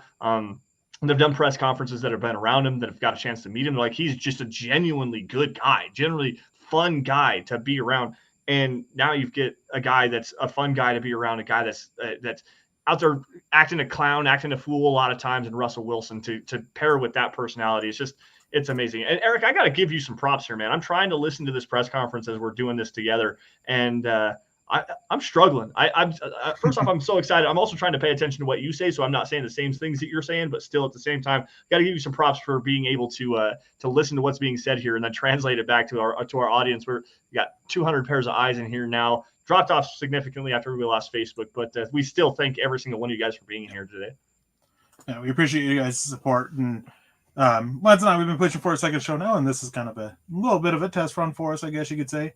Real quick, taking a step away from the Russell Wilson press conference. We'll come back here in just a moment about it.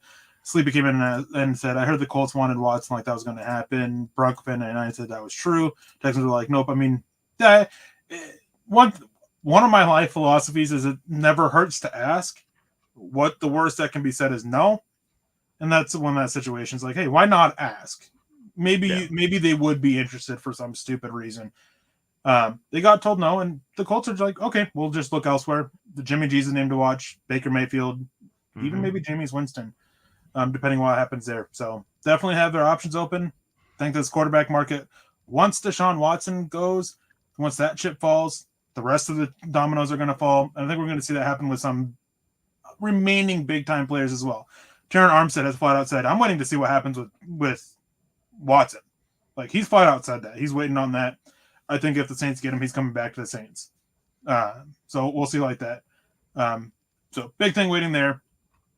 But so I don't know the veracity of this, but I want to give a shout out to Keith Cummings at milehighhuddle.com, one of our reporters here. An article just dropped as this press conference has been going live. Apparently, free agent safety Kareem Jackson has been, quote, having conversations with the Broncos about a possible return. Yeah.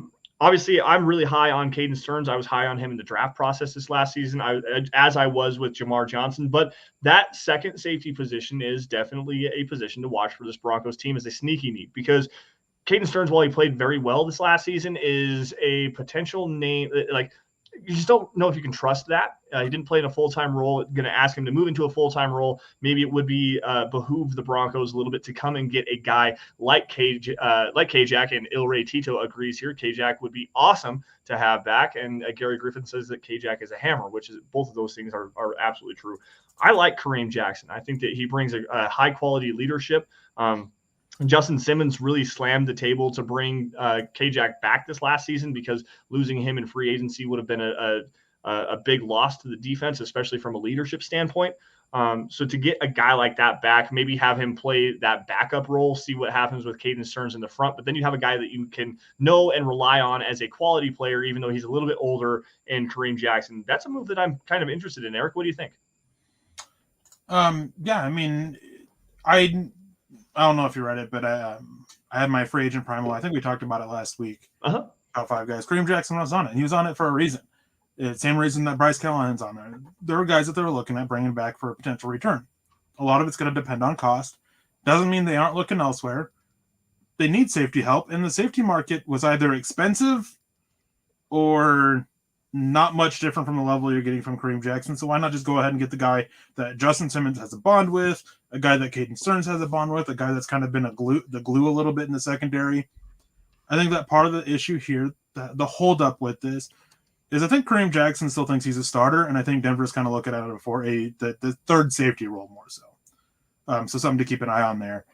But yeah, there's definitely interest there, and in the end, wouldn't surprise me for it. And getting back to Russell Wilson a little bit, first receiver he mentioned was Tim Patrick. Not that that's like a super big deal or anything like that.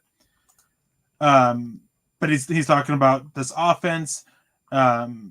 When he's talking about it, impacting the community, how it means everything. One of the things is God gave me a right hand to throw it deep to Tim Patrick or Cortland Sutton or whoever it may be. God gave me that gift to hopefully inspire someone else. It's been well known that he's a very religious player, and he uses that a lot. Or he sticks to that. I mean, he's a good guy. He's the right guy for this. He brings that maturity and that leadership at the quarterback position that Denver has needed. Yeah. It's amazing, guys. Again, trying to cover this at the same time is very difficult. Erick's doing a great job here. But the fact that Russell Wilson wanted to be here, he wanted to have this receiving core, this offensive line, even without a right tackle, is arguably better than any offensive line that Russell Wilson's played behind since he was like a third-year player in the NFL when they went to that second Super Bowl. Like, there's a reason why Russell Wilson wants to be here, and the fact that he does want to be here, he does want to play with these players, is it's amazing. It speaks to the quality of this roster from the top to the bottom. Update here, we got Jeremy jumping out and saying, see you guys on Friday. He's going to be off to the gym. Brandon Reagan jumping in here with a $5 super chat. At pick number 64, if we are still there, who do you both want realistically if the board fell somewhat as expected? It's so hard to go there right now. We just don't have enough information as to where the board could potentially fall. But I've got 3 names I can tell you right off the top of my head. Eric, I'm going to let you go first, though. No, I want to hear your 3 names so I can tell you why they won't be there. Okay, Cameron Thomas from San Diego State is a guy that I really like. He fits what the Broncos want to do. Is a great run defender, has some twitch. He can get around the corner. The edge position is definitely a position of need for this Broncos team. I really like Cameron Thomas. That's an interesting one. I just wrote up his scouting report. You guys should be seeing that here shortly at myhuddle.com. Tyler Smith from Tulsa. I don't think he's going to be there, but that's another name that I really like. Great athlete, solid mover, a mauler in the running game, has to work on some footwork in his pass protection game, but it's a guy that I really like there as well. And then this is one, I've got to go the homer route. I have to go the homer route. I don't think they're going to do it, but I got to go the homer route. Chad Muma from Wyoming, that linebacker, I like him a lot. Special teams versatility as a decent coverage linebacker, puts himself in a lot of good positions. Got to work better as a scrape and chase. He's more like a see-ball, chase-ball guy than a guy that's going to put himself in the right, proper positions. But out of those 3 guys, that would probably be the way that I would like to go. Oh, shout out to also Marcus Emerson, the Mississippi State cornerback. I like him as well. All right. I mean, got to give you props. Most of those guys have potential to be there at 64. I was totally expecting like Boye Mafe. Oh, no. There's no way. I don't think he makes that first round. So I actually have I went back and watched Boye Mafe again the other day. Eric, you were talking about the hard 20 players that you have with a first round grade. Boye Mafe is one of them for me. Boye Mafe is a hard. It's number 20, but he is a hard first round grade for me. He doesn't have that hard first round grade for me, but he has that soft one. He's right there on that border of a late first, early second. Which I've been slowly putting my board together. Hopefully I'll be able to be done with that soon. Talking about your 3 guys real quick. Cameron Thomas is an interesting one because I view him as a guy who's strictly 3-point stance, 4-3 defensive end. Mm-hmm. I think he can stand up in 2-point stance. I think it's a little bit rougher. But he plays at a good weight. Yep. I like him to bulk up about another 10, 15 pounds and be this edge defensive end guy that I want to see in this defensive front. This guy that in your normal base packages, in certain situations, he can be a stand-up edge rusher. And then when you go to your sub packages with a NASCAR type package, he can drop down, put his hand in the dirt, and get after the quarterback. Yep. That's what I want to see from him. That's where I think if you're going to make him work in this defense, that's what it's got to be. Tyler Smith, I like him at tackle. I love him at guard. Absolutely love him at guard. If you're drafting him to be a guard, he's a top 50 pick. If you're drafting him as a tackle, then I can see him slipping a little bit and being there at 64. Chad Muma, he's probably the one that I think most likely won't be there, but with how this linebacker class is, you could definitely see him fall a little bit. Real quick before we go back to catching up on the press conference a little bit, a couple guys that I'm looking at in that range. Abraham Lucas and Braxton Jones are 2 offensive tackles that I like there. I like Braxton Jones a little bit more. Abraham Lucas had a rather rough game against Oregon this last year. I mean, Kayvon Thibodeau was in that game. Didn't face up against him a lot. There's a lot of issues there. There's a lot of issues with Braxton Jones as well, and he didn't quite face the same competition. Braxton Jones is literally the player right before on my overall big board, right above Abraham Lucas. They're both in that they're right in that borderline spot of mid to late second round grades. Kobe Bryant, if you want to add another defense on the boundary, guy can run a little bit. Mm-hmm. He fits the scheme. And another guy that I would like quite a bit there, Kirby Joseph. If you're still looking for a guy who can drop down, play the nickel, Kirby Joseph a safety, or even Jalen Petrie out of Baylor is an option for that job as well. Troy Anderson out of Montana State. I can go on and on, but like there's quite a few players. Kirby Joseph. Going back to Russell Wilson about it. He says, somebody asked about the talent in the AFC West and the AFC overall. He says, I wouldn't want it any other way. I want to play against the best. I don't fear anything. That is the attitude you want from quarterbacks. I don't know how many times I heard, why would he want to come to the AFC West and go against Justin Herbert, go against Patrick Mahomes, go against Derek Carr, go against Joe Burrow? Well, first of all, he's going to the AFC. Seattle wasn't going to trade him to the NFC. With his no-trade clause, he had full control. And here's the thing. The quarterbacks that you want are the quarterbacks that want that competition. They have that mindset. I'm the best. I'm going to go show why I'm the best. And what better way to do that than 6 games against 3 top 12 quarterbacks? 2 of them probably in the top 5. You said it. You said Derek Carr is a top 12 quarterback. I have said that on here before, and this last season is what changed my mind. Listen to you go. I'm so proud of you right now. Yeah, but you also once said that Mike Mayock and John Gruden do it. Or doing hey, no, I didn't. No, I got to drop you down a little bit there. But no, another thing that he says is, Russell Wilson said, going back to this, is that he came to do one thing and one thing only, and that is to win. And he wanted to go to a winning team, so hopefully nobody shows him the Broncos records over the last few years. But I haven't won there in 5 years. This franchise has historically been a winning franchise. Last few years obviously have been rough. Constant turnstile at it. They've got a good team. Quarterback position has been what's let them down. Now they have that quarterback. Yeah. Malcolm Brown, hello from Homer, Alaska. What's going on, man? Glad that you could join us on an early Dove Valley Deep Diver show. One of our best supporters up there. And thank you again, Malcolm, for joining us. William Catalano saying something about Russell Wilson. You didn't hear the Seahawks saying one bad thing about him until he left Seattle. So, yeah. I mean, from inside the org, I mean, you're not like. Why would they say something like with their name attached? You're not hearing anything from it. Right. But that's how it is. You're never going to see like Pete Carroll coming out and badmouth him. But when you hear anonymous source is saying this, like that's coming from people within that building. And a lot of times it's the coaches around him. There was definitely issues between Pete Carroll and Russell Wilson. I believe from what I have heard, part of the reason why Russell Wilson kind of hit that point where I want out this year was that Brian Schneider? John Schneider. Schneider and Pete Carroll weren't fired. He wanted somebody new. He didn't agree with Pete Carroll's run-first mentality. And the thing is that people hear that and they take it as, he doesn't want a run game. That's not true. He wants the run game to be complementary and not be the focus, whereas Pete Carroll wanted it to be the focus, which led to some butting heads there. That has been pretty widely reported on as well. And then the issues with the defense that's been reported on, and Richard Sherman, and one of the other defensive guys from the Legion of Boom, not one of the big guys, they're on record for what they thought of Russell Wilson when they were still with the team. Yeah. I know for a fact that Bobby Wagner doesn't necessarily like Russell Wilson. They had a kind of we'll keep it civil with each other because we're teammates kind of a vibe. They were not best friends by any stretch of the imagination. So that the whole rumors with Bobby Wagner coming to Denver, we addressed this just a little bit ago, but those whole rumors there never seem to have any legs to me, just because if you're not necessarily liking a guy and you don't want to be around him in the locker room, why would you recruit him to be in the same locker room with you again? Like that just something doesn't compute there. Arrow 404 does not compute. I'm actually going to reach out to Carl Delmo really fast because I want to go back to the comment that you had about the running game and Russell Wilson.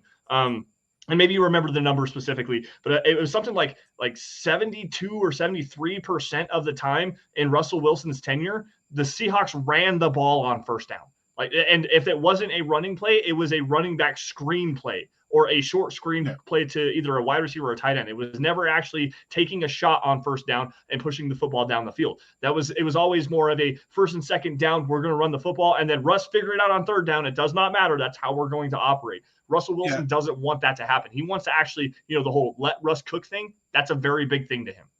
On first and second down, outside of the fourth quarter, the Seattle Seahawks, throughout every year of Russell Wilson's career, outside of 2, were 23rd or lower in the amount in pass percentage on first or second down.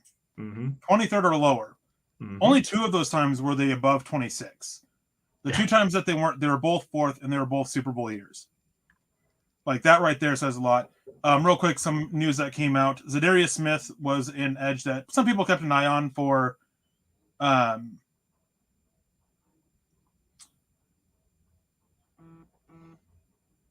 Whoa, you there? Did we? Yeah, I was trying to read something there, real quick. Zadarius Smith was one that people were saying keep an eye on for Denver as possibly a cheap option. He's returning to Baltimore. That's a good pickup for them. Yeah. The Cardinals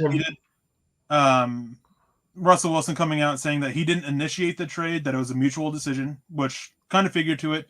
There was definitely a thing of, talking about those butting of heads there with Pete Carroll. I think that definitely led to it. Russell Wilson, he wanted out. They were kept. They kind of were like, all right, it's time to move on. We're just not going to be able to make it work. Very mutual. And I think the final thing was that Russell Wilson had to come to him and really say, all right, I think it's time. And that seemed to be what happened. So. I don't know why I read that tweet, but I want to erase that from my mind. Other news here from Field Yates saying that the Cardinals have released interior defensive lineman Jordan Phillips. So that's an interesting name to watch. Probably not for the Broncos after going and getting DJ Jones, but that's another good high quality run stuffing interior defensive lineman that actually has some pass rush chops. So little bit intrigued by that name to see where he ends up. Could potentially be a fit for the Las Vegas Raiders and also for the Chargers, who have a need on the interior of the defensive line, and they still have money to spend. So watch out for Jordan Phillips there. One thing I gotta say about this is I'm kind of curious to know how John Elway's view on this all, because it was reported quite recently, and it was not long after the time, that the only reason why the Denver Broncos went with Brock Osweiler over Russell Wilson was because Russell Wilson was too short in John Elway's eyes. So there was another thing that went into that was Brock Osweiler was actually Jack Elway's, so John Elway's youngest son. They were roommates at Arizona State. So they actually had a personal connection outside of just the football field. That was another reason why John Elway went with Brock Osweiler over Russell Wilson. And by the way, guys, the report is that the deciding factor was Russell Wilson was too short. Okay. That is the report. Gotcha. And that goes in line with things that have been reported over time. I mean, part of the reason why they liked Brock Osweiler was that relationship there that did play a factor into it, but the deciding factor was the height difference. Gotcha. I wasn't saying it was a deciding factor. It was just another factor that I was just clarifying my statement there a little bit of. Gotcha. Okay. Another thing, I want to go back to Russell Wilson here for a minute, is specifically that draft class, specifically with Brock Osweiler. I had a first-round grade on Russell Wilson. He was the quarterback that I wanted in Denver. If we ever get the opportunity to have my dad on the show, he will legitimately tell you that Russell Wilson was my guy. He was the guy that I wanted. I was like, that is the Broncos quarterback of the future. You get Peyton Manning for 3 or 4 years, and then you move on to Russell Wilson and watch this kid turn into a superstar. And it didn't even take 3 to 4 years. He was a superstar as a rookie, went to a Super Bowl his second year, went to a Super Bowl his third year, and has been a top 5 quarterback ever since. That is one of my, if not my biggest draft hit, as a guy that everyone's like, oh, he's too short. He's not going to be able to make the throws in the NFL. Yeah, shut up and listen, okay? I promise you, I know what I'm talking about. And then with Russell Wilson, he also came out and says his plan is to play 10 or 12 more years and win 3 or 4 more Super Bowls. Well, Russell, challenge accepted. Let's do this. Yeah, I'm here for this. I'm so here for this. I want to see a new 6-year extension. So this was actually something that broke, I believe, last week, if not late the week before. With the whole Kyler Murray situation. I believe it was right at the beginning of the combine, so almost 2 weeks ago, that he wanted a 6-year, $275 million contract from the Arizona Cardinals. you can just slide that to Russell Wilson right now, please and thank you. I'm cool with that. On we'll a true extension, a like a true extension, if you give him that, and maybe because it will be in the future, you're not going to see a whole lot of that. Like make it a true extension. Hopefully not a signing bonus or anything like that. And if they did do a signing bonus, it would be great to drop his cap hit this year. But if you did 6 years, $300 million, $50 million a year for a quarterback and a market that's going to jump exponentially in the next 6 years. Yeah, I'm good. We can do that right now. Sign me up, please. And thank you. I'm here for it. I mean, from what I understand is that there's been some conversations going on. It's not a focus at the moment, but it could definitely turn into being a focus here. Right. Is 6 years, sub 300 million, about 280, 290 million over 6 years, converting a lot of his base salary this year into a signing to be part of a signing bonus, lower that cap hit this year. And then pretty sizable cap hits over the remaining few years. Basically what I was told is look at Josh Allen's extension, tack on an extra couple million, more than a couple, 10, 20 million to that. And there you go. So something to keep an eye out for. But as you said, it's good an idea to get it done now because price for quarterbacks is just going to keep going up. Exactly. More quarterbacks are about to get paid. Kyler Murray is one of them. Justin Herbert will probably get paid after this season. Yep. You'll get Joe Burrow. You'll get Joe Burrow in there as well. You'll get. I imagine, and then not long after that, you have Trevor Lawrence potentially. You have Trey Lance potentially. Justin Fields potentially. Yeah. A lot of quarterbacks, depending on how some of these guys turn out, of course. Another one that's interesting here. Is because he's going into the 5th year option is Baker Mayfield. He may not get the contract from Cleveland, but if they trade him to say Seattle or they trade him to Indianapolis, where I think he's going to thrive in Indianapolis. If he does get traded there, that's where he's going to have a really good career, or at least a solid career there. They may pay him, on a 5-year deal that's worth $35 to $40 million. There's the value of this quarterback market is going to continue to go up. And speaking of the quarterback market, I have a great question here from Scott Shelby on YouTube. This is a name that I have not seen before. So thank you, Scott, for joining us. And hopefully you're still around. It's been sitting here for a minute. What backup quarterbacks are available? And with injuries nowadays, I think we need a decent backup, and that should always be the case. You should always be looking to have a quality backup quarterback. Because of that, it's 65% of NFL teams go to the backup quarterback due to injury or illness every single season. So there is a definitely good possibility. Russell Wilson, maybe not so much so as far as the longevity of his career, but this last season he did miss 4 or 5 games with a broken finger and had to have surgery to correct it, came back and played decently well, but that you could tell that his hand was not correct in throwing the football. So backup quarterbacks, Eric, what do you think? Where are the Broncos going to be looking at there? I wouldn't be surprised if they look at the draft. Caleb Ellaby is the name to keep an eye on. Yep. Doesn't have the arm strength of Russell Wilson. Similar play style, similar offense Hackett's going to be running. I think that's the guy that they're just looking at. He's been linked with Denver since before the Russell Wilson trade, and he's being linked even more since then. So I think somewhere day 3, that's probably a name to keep an eye on. Wouldn't surprise me late day 2, honestly. Late 3rd round, somewhere around there. I'm not sure. I mean, if you love a guy, you go get him. He bombed the combine. That's true. That is very true. His placement was all over the place for it. And he went in with a lot of questions, and he didn't really answer them. So I think day 3, probably round 4 or around 5 or 6. That's fair. Another guy I wouldn't mind taking a look at is EJ Perry out of Brown, though. There you go. Yeah, good mobility. That kid moves really well. I haven't watched him. I was watching him at the combine, kind of watching some stuff. I haven't got a chance to check out his Brown tape, but I've heard very mobile, can throw on the run, decent arm strength. The guy that you can look at as a developmental quarterback that would be a decent backup in the league. It sounds like he's going to get drafted too after his combine. It sounds like he could be a 6th or 7th round pick. So that's an interesting way to go there. Let's see here. Not getting any more news. Comment stream has kind of died out here a little bit. 168 eyes on us right now, and thank you all for sticking with us and joining us. Bridgewater can can ruin Miami too. Okay, that's actually going to be an interesting. One thing to keep in mind, guys, is that depending on chat, obviously we know that the press conference is going on. We understand that things are slipped. We'll probably continue going a little bit past the hour, but we're basically supposed to gauge how active the chat is and everything and go from there. Yep. I mean, we both set aside a lot of time to do this for continued, but of course, I mean, keeping the chat active, always nice to see, helps us out a lot, giving us things to talk about and stuff. So we do appreciate all of you guys joining in. I mean, it's been fun. It's been fun talking about the Russell Wilson the Russell Wilson press conference. Yep. And one thing to talk about is that Russell Wilson was talking about watching film of the Broncos and was wowed by the talented team, the defense with Justin Simmons and Bradley Chubb. And he also mentioned a couple years ago, Bradley Chubb came up to him and said, someday we will play together on the same team. Well, there you go. And that brings me to another point of conversation the press conference seems to be on its last legs a little bit. It's been going for about 40 minutes or so, and typically 45 or so minutes is typically how long they go. So we'll see with that. And then you have all your special interviews that we'll get more information from there. Bradley Chubb.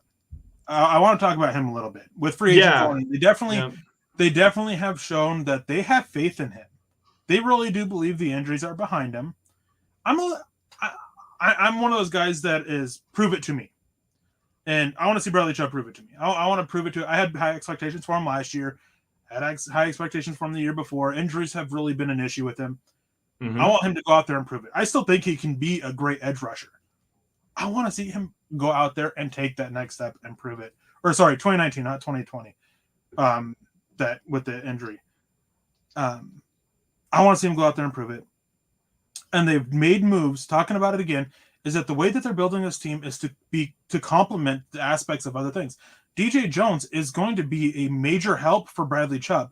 Bradley Chubb can be on the offensive a little bit more and not as hesitant at times because he can focus on getting after the quarterback because DJ Jones can eat up so many gaps and so much space as a run defender.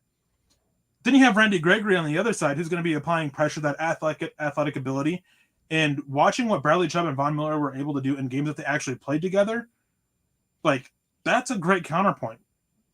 We talked about it with Randy Gregory. His pass rush rate, I know a lot of people want to focus on how many sacks he had.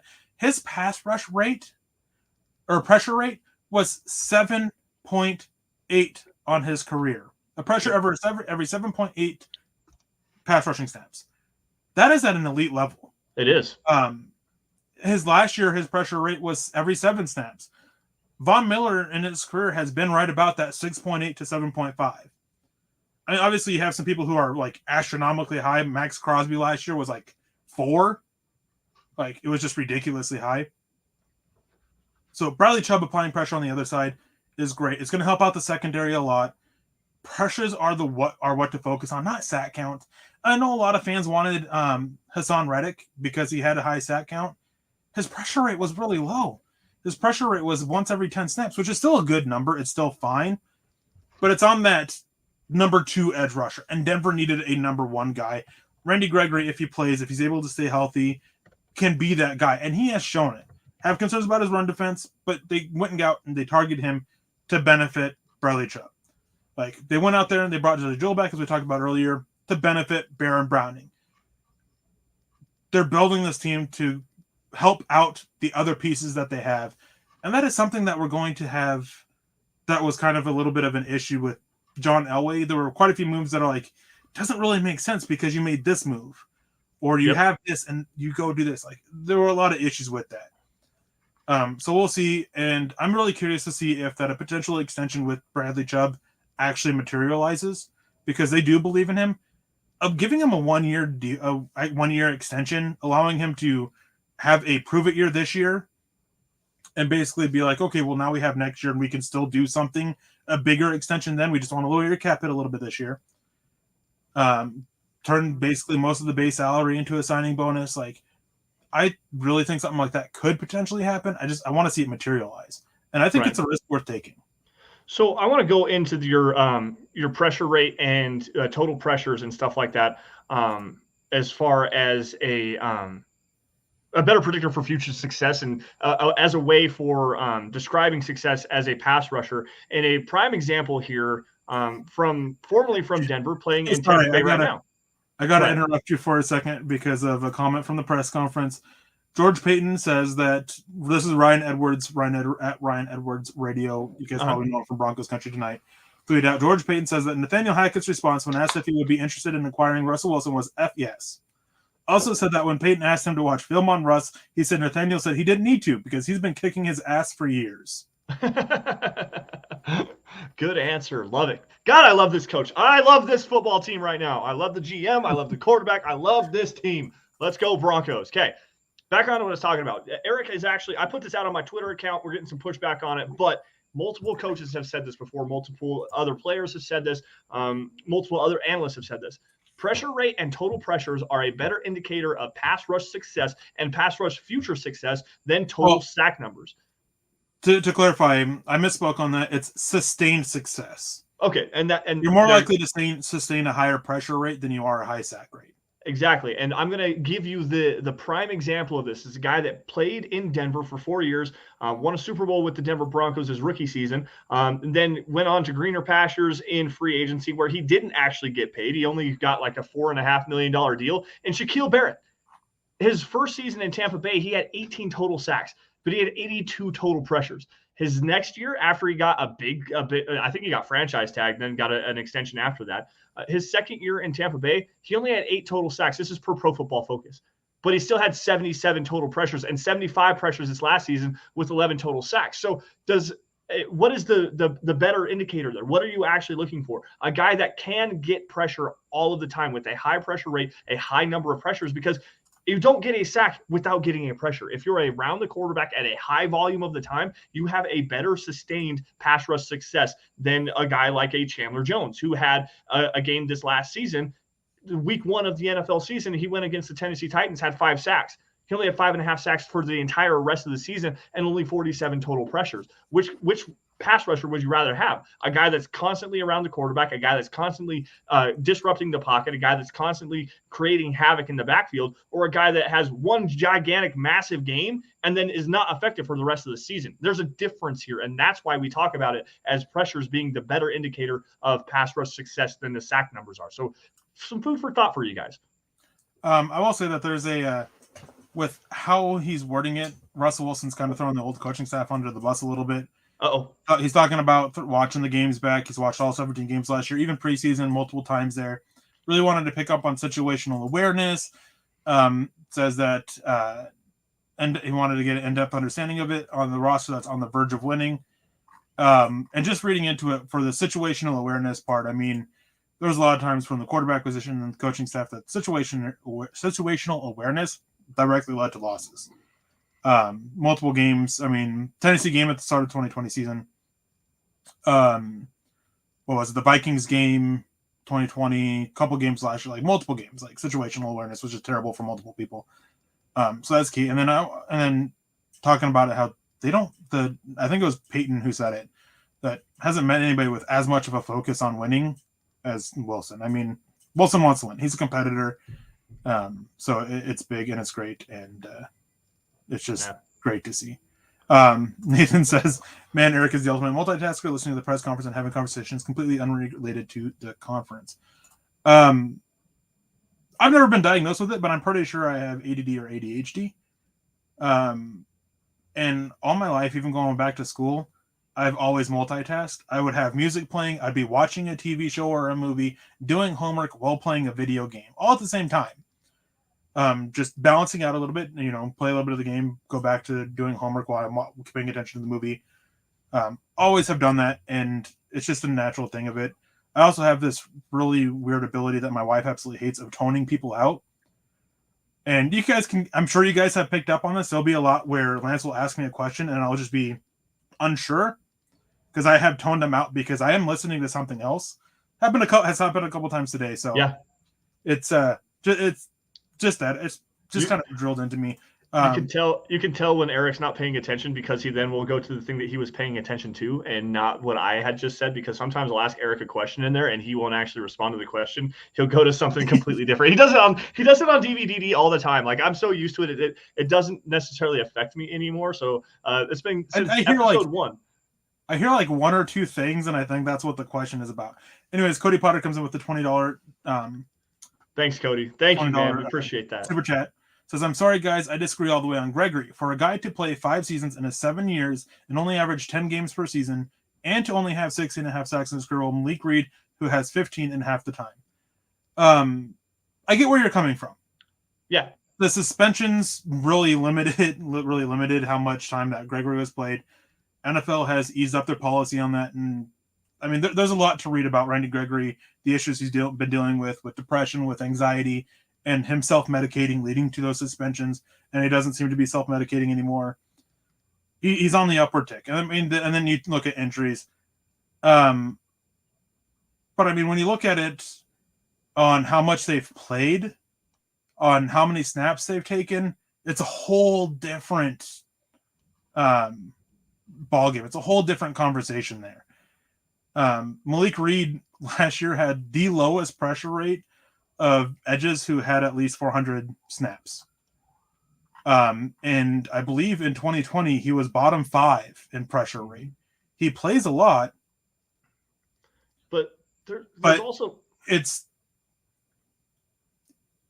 He doesn't get pressures. And then you come in and say pressures are great, but you got to get home. And you're true. Sacks are more impactful. Yes. Like, no arguing that. Sacks are more impactful on a play-by-play basis. Pressures, though, are more successful to the overall success of a defense. Right. Just because when you get pressure, it's like over 50% of the time that a pressure will lead to a turnover. Yes. Or along those lines like that. It's a high rate of leading to a turnover for that. And a sack is great, but when you get a sack outside of a strip sack, you're giving the ball right back to the offense or the special teams to go do something with it. Whereas the pressure can lead to a turnover. So I understand where you're coming from for it. I'll let Lance go here, but I do want to come back to this a little bit about the whole Malik Reed and Randy Gregory conversation. I was actually just going to kind of expand on that. So something about Randy Gregory is he actually has the ability to be a Batman and not just a Robin. You have also Bradley Chubb that has the ability to be a Batman, even though he's only been a Robin and he's missed a bunch of time with injuries and stuff like that. And it's a tough, difficult conversation to have. But Malik Reed is a guy that he does a lot of cleanup sacks. He gets a lot of cleanup duty from guys that are Batmans pushing the quarterback into the pocket, or pushing the pocket into his area where coverage sacks are a big thing with Malik Reed. Yeah, he's got 15 sacks in half the time that Randy Gregory has been, but he's also got like a quarter of the total pressures. Pressures lead to not only the turnovers, but they lead to other sacks, like being able to push the pocket, push the quarterback into a different area of the offensive line, into a different area of the pocket, can lead to another person getting sacks. And Malik Reed just doesn't have the ability to do that. Like he just doesn't have the pocket pushing ability. He doesn't have the ability to maintain the edge in the running game, which is where I have an issue with Randy Gregory as well. Not the best run defender, but Randy Gregory can create enough pass rush pressure to allow a guy like a DeMarcus Lawrence, who is also a very good pass rusher in his own right, to allow a guy like a Micah Parsons. Those guys fed off of each other so much this last season that nobody really had that true elite season. Parsons was great, don't get me wrong, but it's not like he was tearing down the door to break the rookie sack record. He wasn't there. DeMarcus Lawrence had 10 sacks this season as well. Like there's a difference between being able to create and help your other defending teammates as well as just being the guy that's going to steal the spotlight. And Randy Gregory, while he has the ability to do that, Malik Reed just doesn't. He doesn't help his teammates. He takes the spotlight away from everybody because he cleans up everybody else's mess, and that's a bad trait to have. And Cody, we're not trying to hound on you. Like no. There's multiple people that have the opinion of it. A lot of people that don't like it. I didn't like it at first. Yep. I really didn't. As soon as I saw 5 for 70, I was like, oh, God, no. Then I saw that it was basically 2 years for $28 million, and then we'll see. I'm fine with that. I'm fine with the risk for it. But here's the thing about this. We're talking about comparing Malik Reed and Randy Gregory. Here's how many pass rush snaps both of them have played in their career. Malik Reed, 1,063. Randy Gregory, 1,063. Their total snaps they have played, Malik Reed has played a little bit more. He's played about 410 more snaps, 1990 to 1580. So he's played a little bit more. Those have come mainly in the coverage, actually. 120 of them have come in coverage and everything. Here's the pressure rate for them. For Randy Gregory, for his career, is every seven pass rush snaps, he gets a pressure. For Malik Reed, every 12.8. He's had 83 career pressures. compared to 136. And then when you look at sacks for that, Pro Football Focus, they don't do half sacks, so their count is going to be a little bit off here. Malik Reed has 17 sacks in 3 years on 1,063. One more sack than Randy Gregory. So he has a higher sack rate. But their time to sack, Randy Gregory is under 2.5 seconds on average, whereas Malik Reed is almost at 3.5 seconds. Yeah. That is a huge difference between actually being able to beat your guy and relying on coverage to hold them and eventually being able to get by your guy. Yeah. So I understand. I understand that. Yes, Cody. I want to answer this because Cody comes in. Yeah, does it that does. also The fact is include that Vaughn it's and still, Shelby? Yes. Yes, it does. It's still pressure rate and everything like that. And it's not like that Malik Reed hasn't had talent opposite him. He's had either Bradley Chubb or Von Miller there pretty consistently, dictating a lot of the coverage. This last year was even worse. It was the worst year for Malik Reed. And it was the year that there were a few games where he didn't have that aspect of it. But even when Von Miller was there, he was playing terribly. Yeah. And I think that another factor of this too is how they are against the run. Randy Gregory is not good against the run by any means. Malik Reed is literally the worst edge defender against the run. From Pro Football Focus again, of guys who I believe had at least 200 run defense snaps, I think is what the count was. Might have been 150. It was somewhere around there. He was the worst. He was graded out as the worst run defender. He was graded out with a terrible run rate or run stop rate. He was graded out with a terrible average depth of tackle as well. All things that go into it. And I think it was against the Browns where they're maybe not the Browns. There was one team that we played against where the guy's literally the offensive lineman is driving him 15 yards downfield. Mm-hmm. I like Malik Reed. I liked him coming out. I was a big fan of him. I'm pretty sure Lance could attest that. I think he was in the group chat at that time. Yep. Nick Kendall can as well. But he's just not a guy that you want playing in this role. He's a guy that I think is better as think back when Denver was when Von Miller first joined in, Nate Irving, that 2013 campaign, that Sam linebacker, that is Malik Reed's role in the NFL. A guy who can blitz, but a guy you can also drop in coverage, and a guy you can help cover up against the run a little bit. And I think what the most telling thing here is how long it took for them to decide that they want to place an original round tender on him. Denver clearly didn't value Malik Reed. They didn't value his sacks. And one thing to keep in mind, too, as we talk about pressure rate, that's what NFL teams focus on more. Bill Belichick, Robert Saleh, Mike Tomlin, Vic Fangio. I know a lot of people don't like him as a head coach, but as a defensive guy, he was pretty good.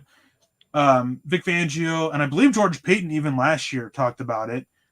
Pressure matters more than sacks. Mm-hmm. Yes, getting home is important. Getting home is the impact play, but pressure is that sign of consistency, and it's that sign, and you're more likely to sustain success with pressure from your pressure rate or going off of pressure rate than not.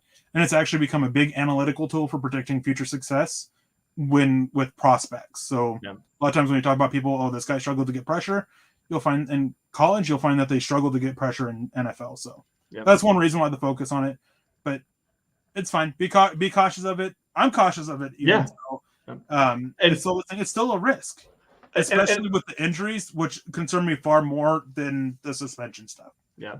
And Cody, again, I don't want to make it seem, and I know I do want to speak for Erick here too. We're not trying to come at you and tear you down or like just single out your opinion. It was a good point. You had a great point, and we wanted to, give the other side of the conversation. And I'm fairly certain that if we could have, get you on the show and have a conversation sometime, I'd be willing to do that. I'm fairly certain Erick would be willing to do that. So link up with us. You guys know where to find us on Twitter. Do that. Let's have a discussion. I want to have this discussion with you because it's a very interesting one. And it's one that a lot of people, Erick and I do agree on it. A lot of people don't agree. I mean, I'm not necessarily going to throw him under the bus here, but Thomas Hall, our own Mile High Huddles, Thomas Hall, our analytics guy, he disagrees with Erick, in my opinion, that pressure is way more important. So than the total sack number. It's a fun conversation to have, and we want to incorporate more discussion like that in our show. It's what the Dove Valley Deep Divers is all about, this deep dive analysis, these deep dive takes. So thank you again, and Cody, I see you know you're good, and thank you for joining us, man. Thank you for understanding too. There's quite a few people that I guess when we give a counterpoint, we're not trying to argue, guys. We're just trying to have that discussion here. That's what this is. It's discussion. So, and you guys will see us do that all the time. I want to grab. Kevin G came in and says, now that we got Wilson, should we go after Julio Jones as a complement piece to our already fire wide receiver game? No. I think it was Jordan Reed, now with ESPN, was with the Draft Network, put it perfectly. Eventually, freak athletes' bodies start to break down, and he's at that point. Yep. He's that beautiful sports car that you just can't get replacement parts for anymore. That's starting to break down. Yep. He still has a role. It's going to be a very limited role. But with what Denver already has, I'm not sure I want to look his way for it. And I'm not sure he'll want to look at Denver because I'm not sure he's ready to accept that he's on that downward decline, because that was part of the issue there with Atlanta that got him in Tennessee. So just something to keep in mind. And then Agent 86 said, Aiden Hutchinson to Marvin Leal, Drake Jackson, what are our chances? Hutchinson, not a Aiden chance. Hutchinson, none. Like, there's no way he's falling to 64. The Marvin Leal, I don't think he'll be there at 64. I don't know. He's not a piece that I trade up for. Drake Jackson, I think, will be there at 64. I think that's a little rich for me. I think he can be fine in the defense. I'm not a fan. I was watching him the other day. Erick actually got at us multiple times. I think we've actually said it on the show a couple different times. Drake Jackson is Shane Ray 2.0, and I don't even know if he's Shane Ray 2.0. He's like Shane Ray light 3.5. He is. There's a lot more athleticism there, but he's terrible against the run. Doesn't create a whole lot of pass pressure. Like, he's not a guy that bends around the edge. He's more speed to power than he is true, like, speed bendy edge rusher guy that you like, but he's not big enough or strong enough to push the pocket as a speed to power guy. Like, I just not a fan. Stay away from him. Well, I gotta say, it looks like that the press conference is over. They seem to be setting up for interviews. I think we'll keep going for a little bit longer. We'll see how chat goes. See if you guys keep things kicking here a little bit. Hopefully, with people starting to come back. Already back over 200, where we dipped down to just over 150. So good to see that. Welcome back, everybody, who I'm assuming dipped out for the Russell Wilson press conference. Hopefully you guys were fine with dealing with the sound quality of it. It was definitely rough.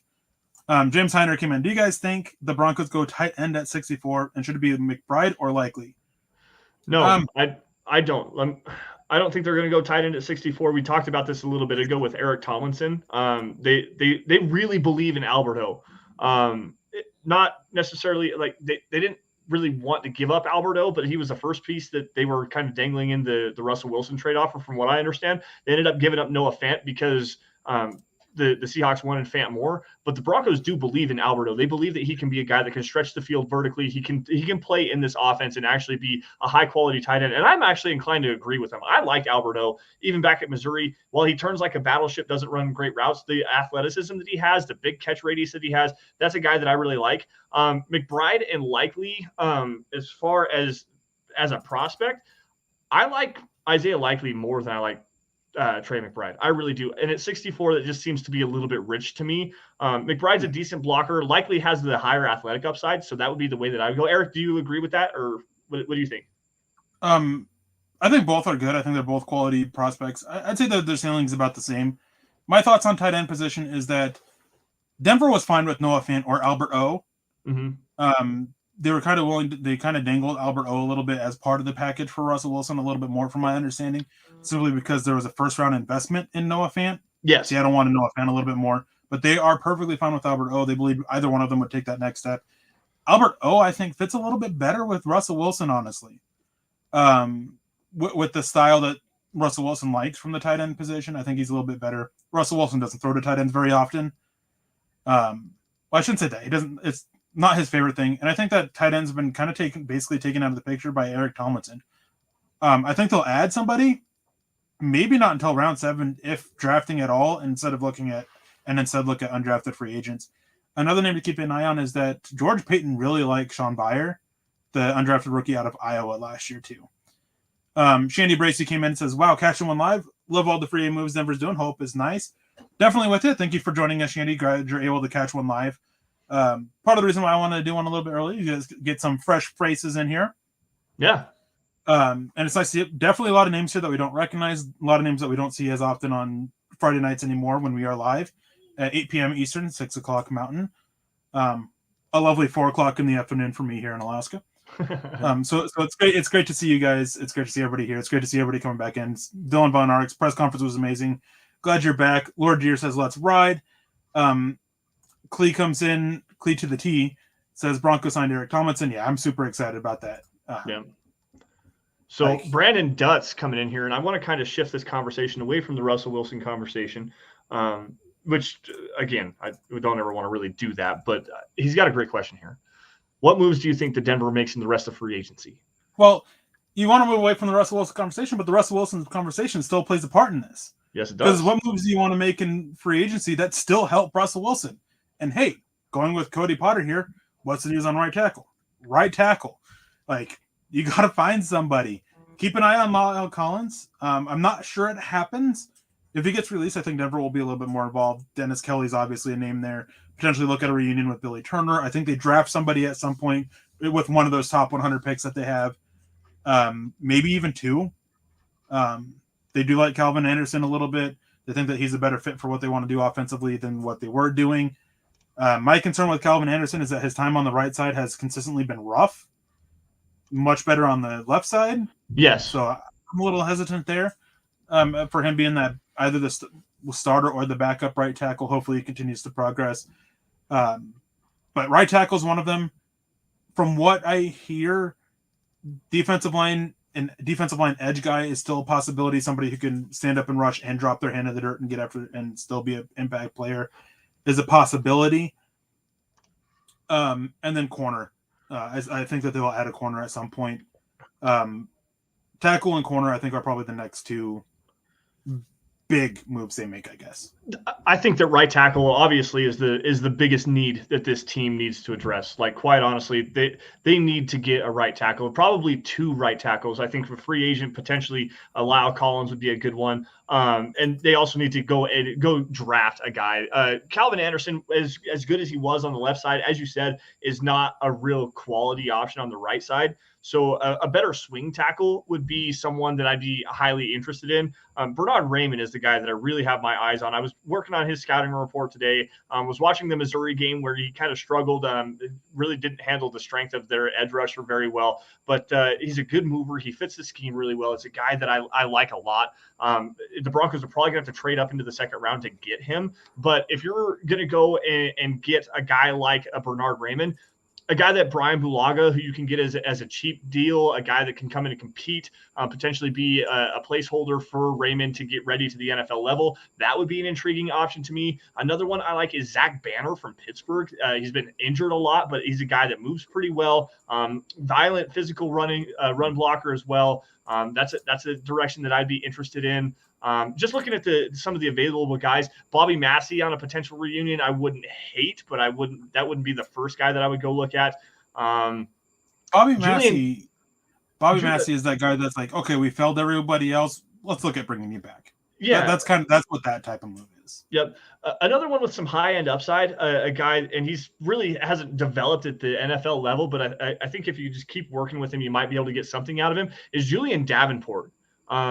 Primarily a left tackle, but he has the athleticism to play on the right side. He was in Indianapolis this last season, and he played sparingly. But there's another guy that you could potentially take a look at as a potential right tackle. Those are just some of the names. Teron Armstead, probably not going to come to Denver. Sounds like Miami for him. And it also does kind of sound like he's interested in a return to New Orleans on a cheaper deal if they are able to land Deshaun Watson. And then a guy that Russell Wilson knows and played with for the last few seasons in Seattle. Not sure if he wants to move to the right side. I think Erick actually said that that he was not willing to do so. Dwayne Brown, former Pro Bowl left tackle with the Seahawks. That's another name to potentially look at there for the right tackle position. Real quick before I get out of the super chat from him, Nathan says, Massey is the chicken strips when you don't like anything else on the menu. Yeah. Yes. Exactly. That's actually a very great way to put it. Then with the super chat says, how do you think Hackett counters the pass rush in the division? I've seen reports that Russell doesn't throw often to the short middle. Appreciate you guys. Actually, when you look at the heat maps of Russell Wilson and Aaron Rodgers, they're quite similar. Mm-hmm. They like to attack the boundary. They'll take the middle when it's there, but you have a really good chance of making a big play. It's a higher rate of making a big play up when you attack the boundary instead of the middle. Yep. And I think that's just kind of what they're looking for. But you have your safety nets over the middle of the field, and I think that's one thing. Countering the pass rush, I think it'll be a little bit quicker tempoed, quicker passing game, and use that, wear them down, and attack the what's the right word here, the conditioning of them, especially at mile high, attacking the conditioning of the defense. Yeah. So something that I want to bring here is the scheme. Let's just talk about the scheme itself for a minute. And the fact that you now have a quarterback in Russell Wilson that likes to get out, likes to extend plays, likes to be and throw on the run, likes to be mobile. Nathaniel Hackett wants to run bootleg passing off of wide zone. Like that's the West Coast offense. That's the stuff that he wants to use, the quicker passing concepts, the bootleg game. I think you're going to see a lot of that in Denver this year, where you're going to get the offensive line flowing one way and then have Russell Wilson booting on the backside of that and then taking the deep shots over the middle of the field and maybe even down the boundary and stuff like that. Go back to the Jake Plummer days. Like, quite honestly, you have Russell Wilson, who's a little bit more mobile than Jake Plummer is, with a stronger arm and has the mentality of, I want to throw the football deep down the field. That's how you're going to counteract the pass rush within the division. Like, get Russell Wilson out on the move, because he throws on the run almost better than any quarterback in the NFL, not named Pat Mahomes or Aaron Rodgers. Like, that's what this guy does very, very well. So they're going to scheme those plays for him to get out of the pocket, escape that pass rush, and then take the shots down the field vertically. That's the way that I would do it if it was me. Let's see what we've got here. Go ahead. Real quick, we had a comment there. You'll have to find it because I actually have something pulling up about talking about 4 and wide receiver sets from Green Bay with Nathaniel Hackett. Okay. What are you looking? I got it right here. Okay. Who are going to be wide receiver 4? They ran a lot of 4 and 5 wide receiver formations, and actually looking at it, Green Bay, it wasn't often that they were ran. They had 47 plays out of 10 personnel. They never ran a play out of 1 personnel, and out of 0 personnel, they never ran a play. So 47 plays out of well over 1,006 came with 4 wide receivers on the field. The one that they ran the most of was, I believe, 11 personnel, and then 11 personnel and 12 personnel. That was the big 2 keys for it. That was 78% of the time. Mm-hmm. So who's going to be wide receiver 4, wide receiver 5? KJ Hamler. That's the guy. Look for KJ Hamler to fill that Tyler Lockett role, the true deep threat in this offense. It's going to be interesting to see where he is coming back from his injury. We actually brought on Dr. Graham Cohen, who's an orthopedic surgeon that right after the KJ Hamler injury, and had him kind of break down what the process was going to be. He is going to be ready for the start of the season from the sound of it. You're talking anywhere from 7 to 9 months on a rehab schedule. So we'll see what it looks like at the beginning of training camp, but he should be full go and ready to participate in training camp and be that wide receiver 4 for this offense. Wide receiver 5, does it really matter? Like, it's going to be a competition.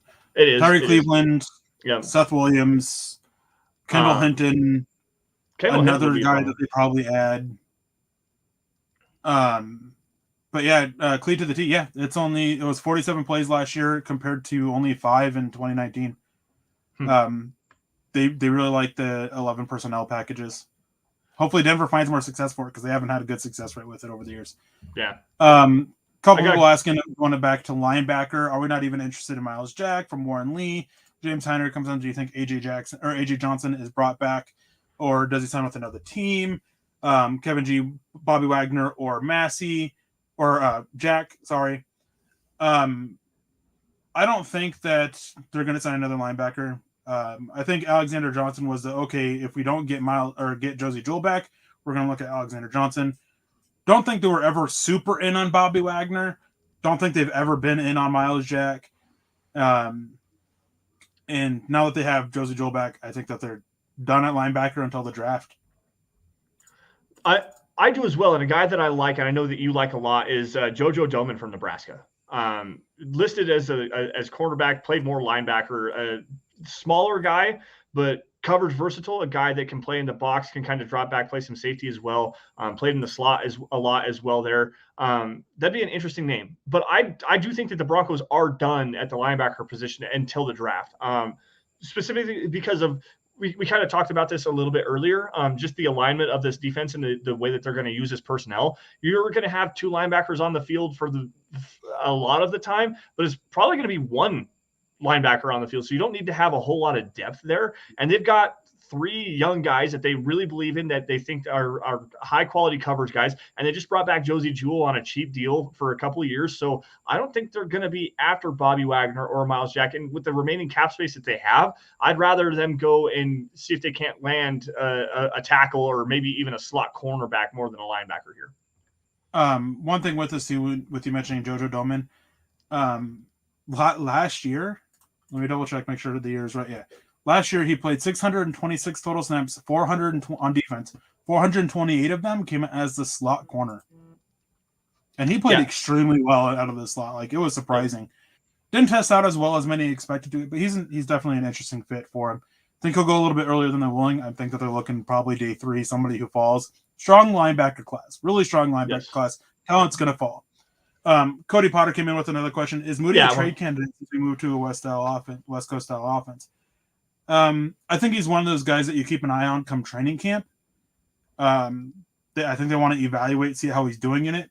Because, I mean, over the last couple of years when he's been asked to pull, he hasn't done a bad job with it. No. Mm-hmm. But, I mean, there's going to be a lot more reach blocks, and that's going to be an issue for him with his very short arms. So I think that there's a possibility come training camp, if he's not standing out, that they look at moving on there. And that could be one of those, all right, we're just going to fling you this guy. We talked about player trades. Training camp is when you see them. Yep. It's like, okay, you have a need here, we have a need here, we'll just flip positions, otherwise we're going to cut them. Yep. Like that's when you see it happen the most, not in free agency, which is why the Yannick trade for Rock gets in is kind of interesting. I think that's a possibility at that point, but I think right now that's kind of what you're looking at. And I don't disagree with that, honestly. I really don't. Sub 31-inch arms for a guard is tiny. I'm fairly certain it was sub 31. Like he's like, I have a big head and little arms. He likes to hit people. He likes to put guys in a phone booth and beat the hell out of them. But as far as a mover, he is not. As far as a reach blocker, he 31 and 3/4. It was in the sub 3rd percentile. So sub 32. I said sub 31, sub 32. I knew it was low, like really, really, really low. Like it's interesting to see what's going to happen with Moody. I am in agreement with you. Another thing that you could potentially see is, does he have practice squad eligibility? I think he does. He's only a second-year player, so he should have practice squad eligibility. If they can't find a trade partner, that might be someone that is like somewhere you could go with him. Throw him down on the practice squad, let him kind of continue to hold the roster together as far as that goes. And then maybe see if it hold on to him in case of an injury. But with Ben Braden being brought in, there is definitely a possibility that Netani Moody or maybe even Lloyd Cushenberry is not on this roster next season. Wong Shu Music jumping in here. This is another new name for us, and thank you for joining us. 209 pairs of eyes, still consistently over 200, and we really appreciate everybody for joining us. Does Quinn Miners have a chance to start this next season? Yes.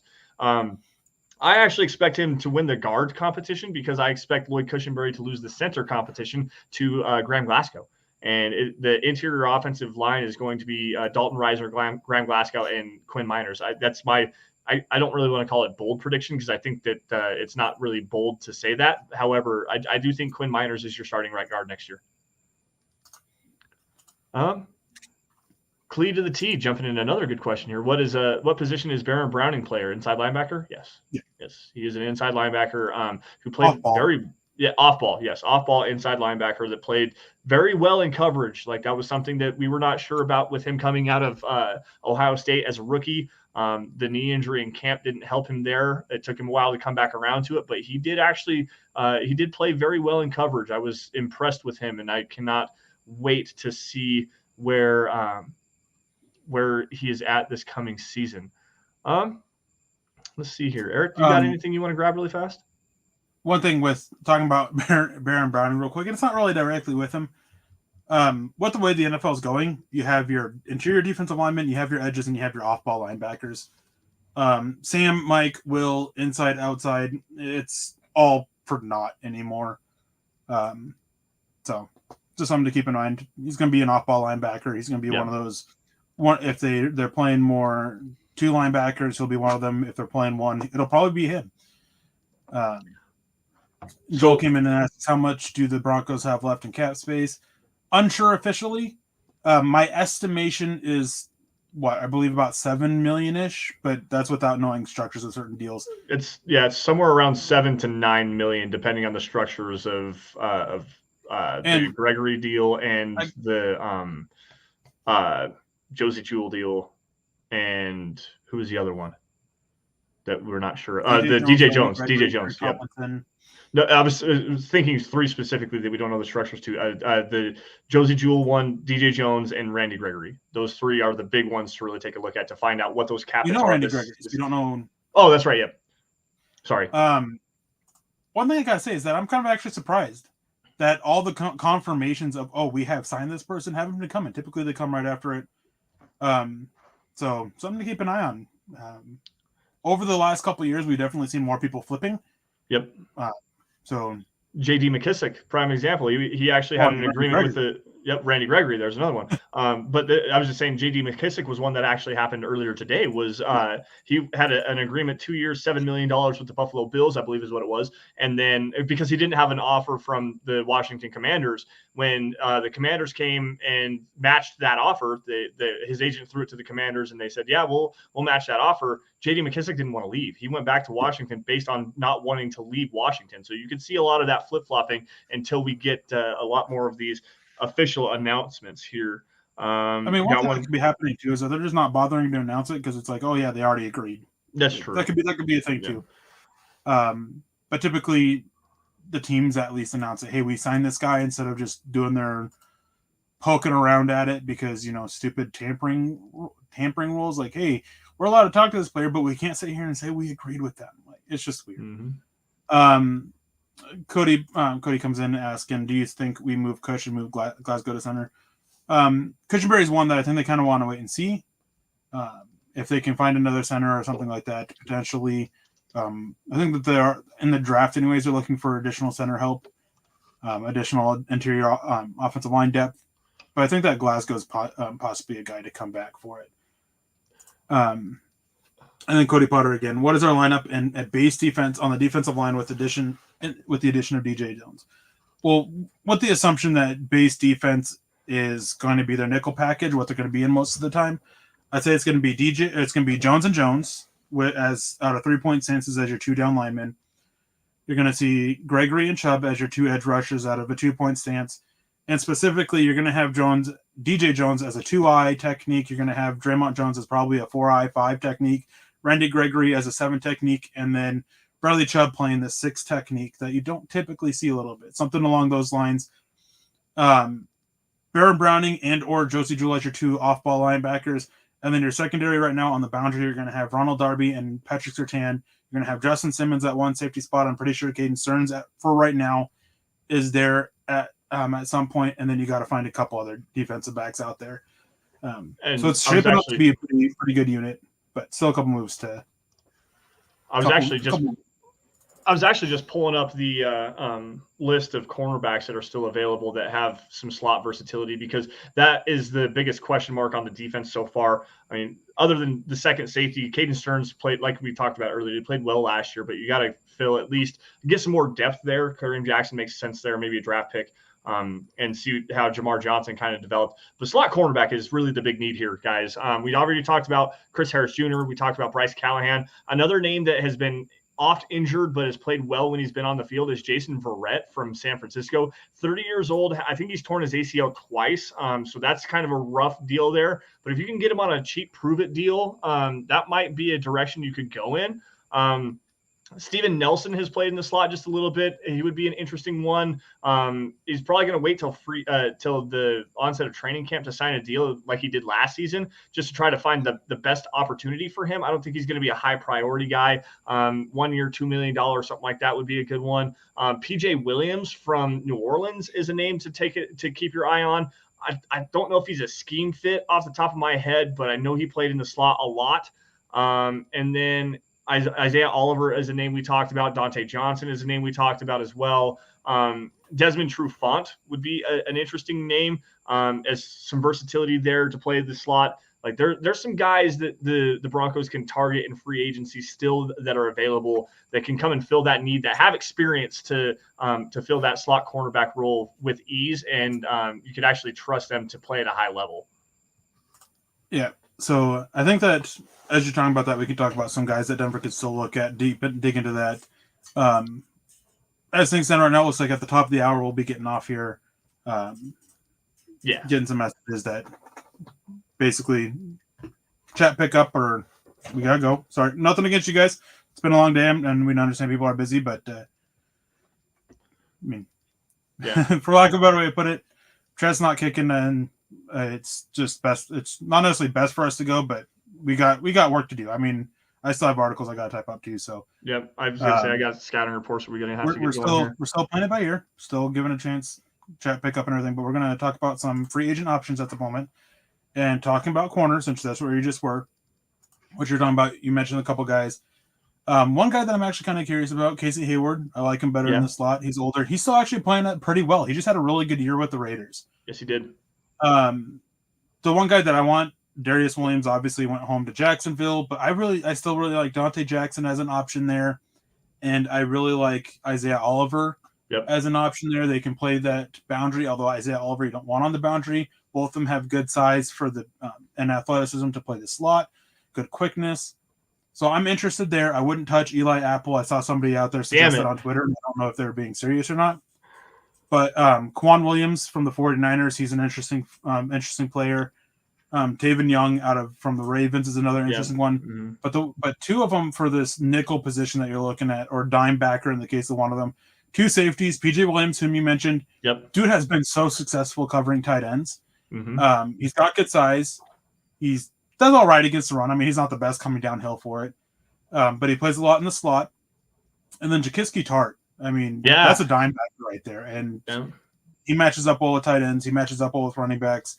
He can drop into the slot and cover the slot a little bit. I like both of their scheme fits. Those are definitely two guys that I'm keeping an eye on. Yeah. I know Nick was actually mentioning him earlier in our group chat. So that would be a very interesting one. I like Jaquiski Tart.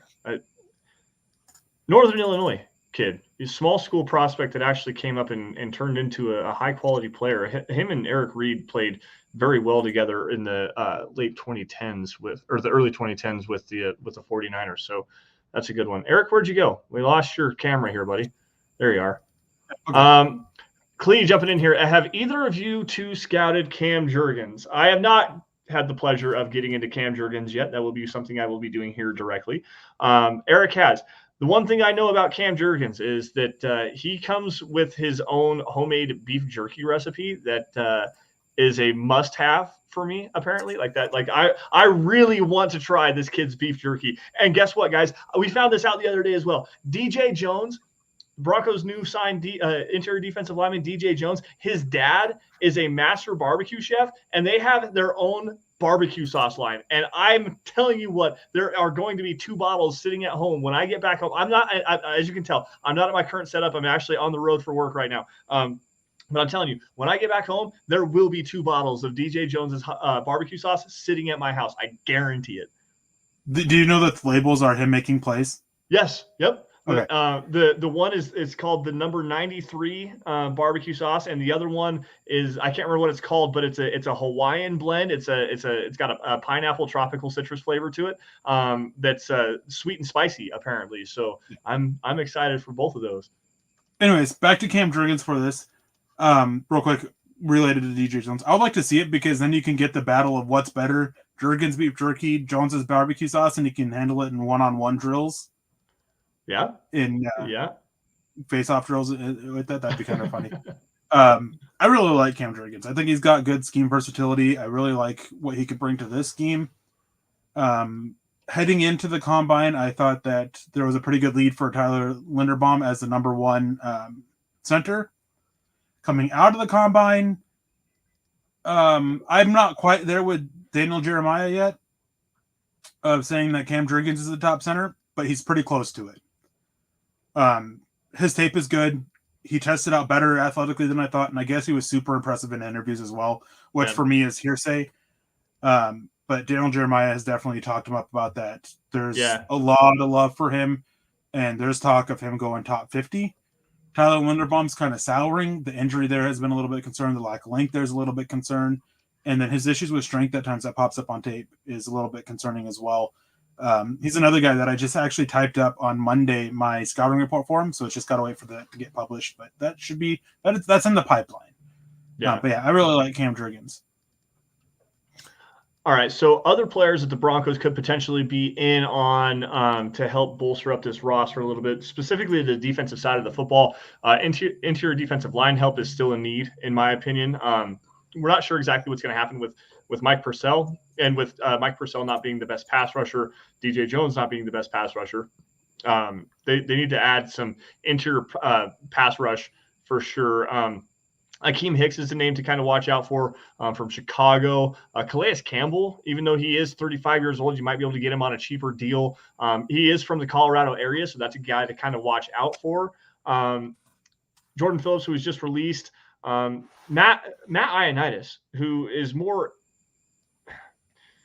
5-tech defensive end, 5-6-7 tech defensive end than he is truly like an interior inside guy, a guy that can rush from the A gap on a 3 technique or a 2-eye technique, something like that. That's a name, Eric. I know you're very high on Matthew Ioannidis. Why don't you speak to him and the potential possibility of him coming to Denver, because he was just released from Washington earlier this afternoon. Yeah, I mean, he's got that right size that you want for your 4-eye technique. He was a little too expensive for the Washington Commanders, right? Yeah. That's their name? Yeah. Honestly, the Washington football team was better than that. And I will hate on that name every chance I get. He just got a little bit too expensive for what he was at this point. And at this point, he's just a depth guy. He's part of a rotation. He's kind of that guy that you want to be that 4th piece on your defensive line when you have a base 3-man front. Or even that 3rd guy, really, that 4th guy, because you have your 3 starters in. Sorry. I like him. What I'm looking for on this front is somebody who can kind of stand up, be an edge rusher, and also drop their hand in the dirt, and that's not really his style. He's still capable of applying interior pressure. He's a solid run defender. That's kind of where his play is taken the hit the most, is with his run defense. I like him. I liked him coming out. This was one of the guys that I view as a huge hit for me. In my scouting process, identifying him as being something that's going to be something in the NFL. So I pride my work on it. Then Calais Campbell, he's another guy. I've wanted him in Denver for years. He was close to Denver a few years ago when he chose Jacksonville back in, I believe, 2017, I think it was. And he ended up choosing Jacksonville because his wife wanted to go somewhere with more, with better weather. So that's the name to keep an eye on. And despite his age, he's going to be 36 years old this year, I believe. Like before the start of the season. He's either going to be 36 or 37, one of the two. 36. I have it pulled up right now. Let me. And the dude is still balling. He'll be 36. Yeah, he'll be 36. He's still playing at a high level. Mm-hmm. Good pressure rate for an interior defensive lineman. Still able to get after the quarterback. He's able to finish. Strong run defender. Can eat up space. Like, he's still playing at it. Maybe you can get him to want to come back home a little bit and finish out his career there. One guy that I like that I'm fully saying right now that I doubt it happens. I think his price is going to be way too much. Well, Cody Potter, real quick, is he was traded. So he didn't really have a choice to go to Baltimore. They just flat out traded him there. Who's that? Calais Campbell. Oh yeah, yeah. He was traded to Baltimore from there. But the guy that I really like, not going to happen again. Way too expensive. Jadeveon Clowney. I know it's going to get a lot of pushback, but the dude is consistently getting high pressures. And this last year, he's kind of hit that next point of. Or the last couple of years, he's kind of get to that point where he's getting this sacks with it too. And he, throughout his career, has been that stand-up edge rusher that can drop down, put his hand in the dirt, and still, dude is freakishly strong. That can still drive and run defend. I think that you need to play him down, pushed inside in a sub package more often. Like they need to get him off of the edge where he doesn't have the elite speed and burst or the bend to get around. Like, he's a true speed to power player. Why not put him at a 5 technique and just let him go to work? Like, it doesn't make sense to me where you're going to have a guy like with his potential, the speed, the leverage that he has, his long arms, his big frame, like why are you using him as an edge defender when you can use him as a 5 technique and just say, go beat the hell out of somebody? That's what he's best at anyways. In my opinion. I mean, I think he's probably fine off the edge as well. The one I thought you were going to go with there, as far as a guy that's a little bit under the radar, probably not going to happen. The price tag is going to be a little bit too rich. Is Malik Jackson. Malik Jackson coming back to Denver would be something that I would welcome. Oh, I would like it too. I think he's at that point where I don't think the deal would be too big. But I'm looking at guys that he's not a stand-up guy.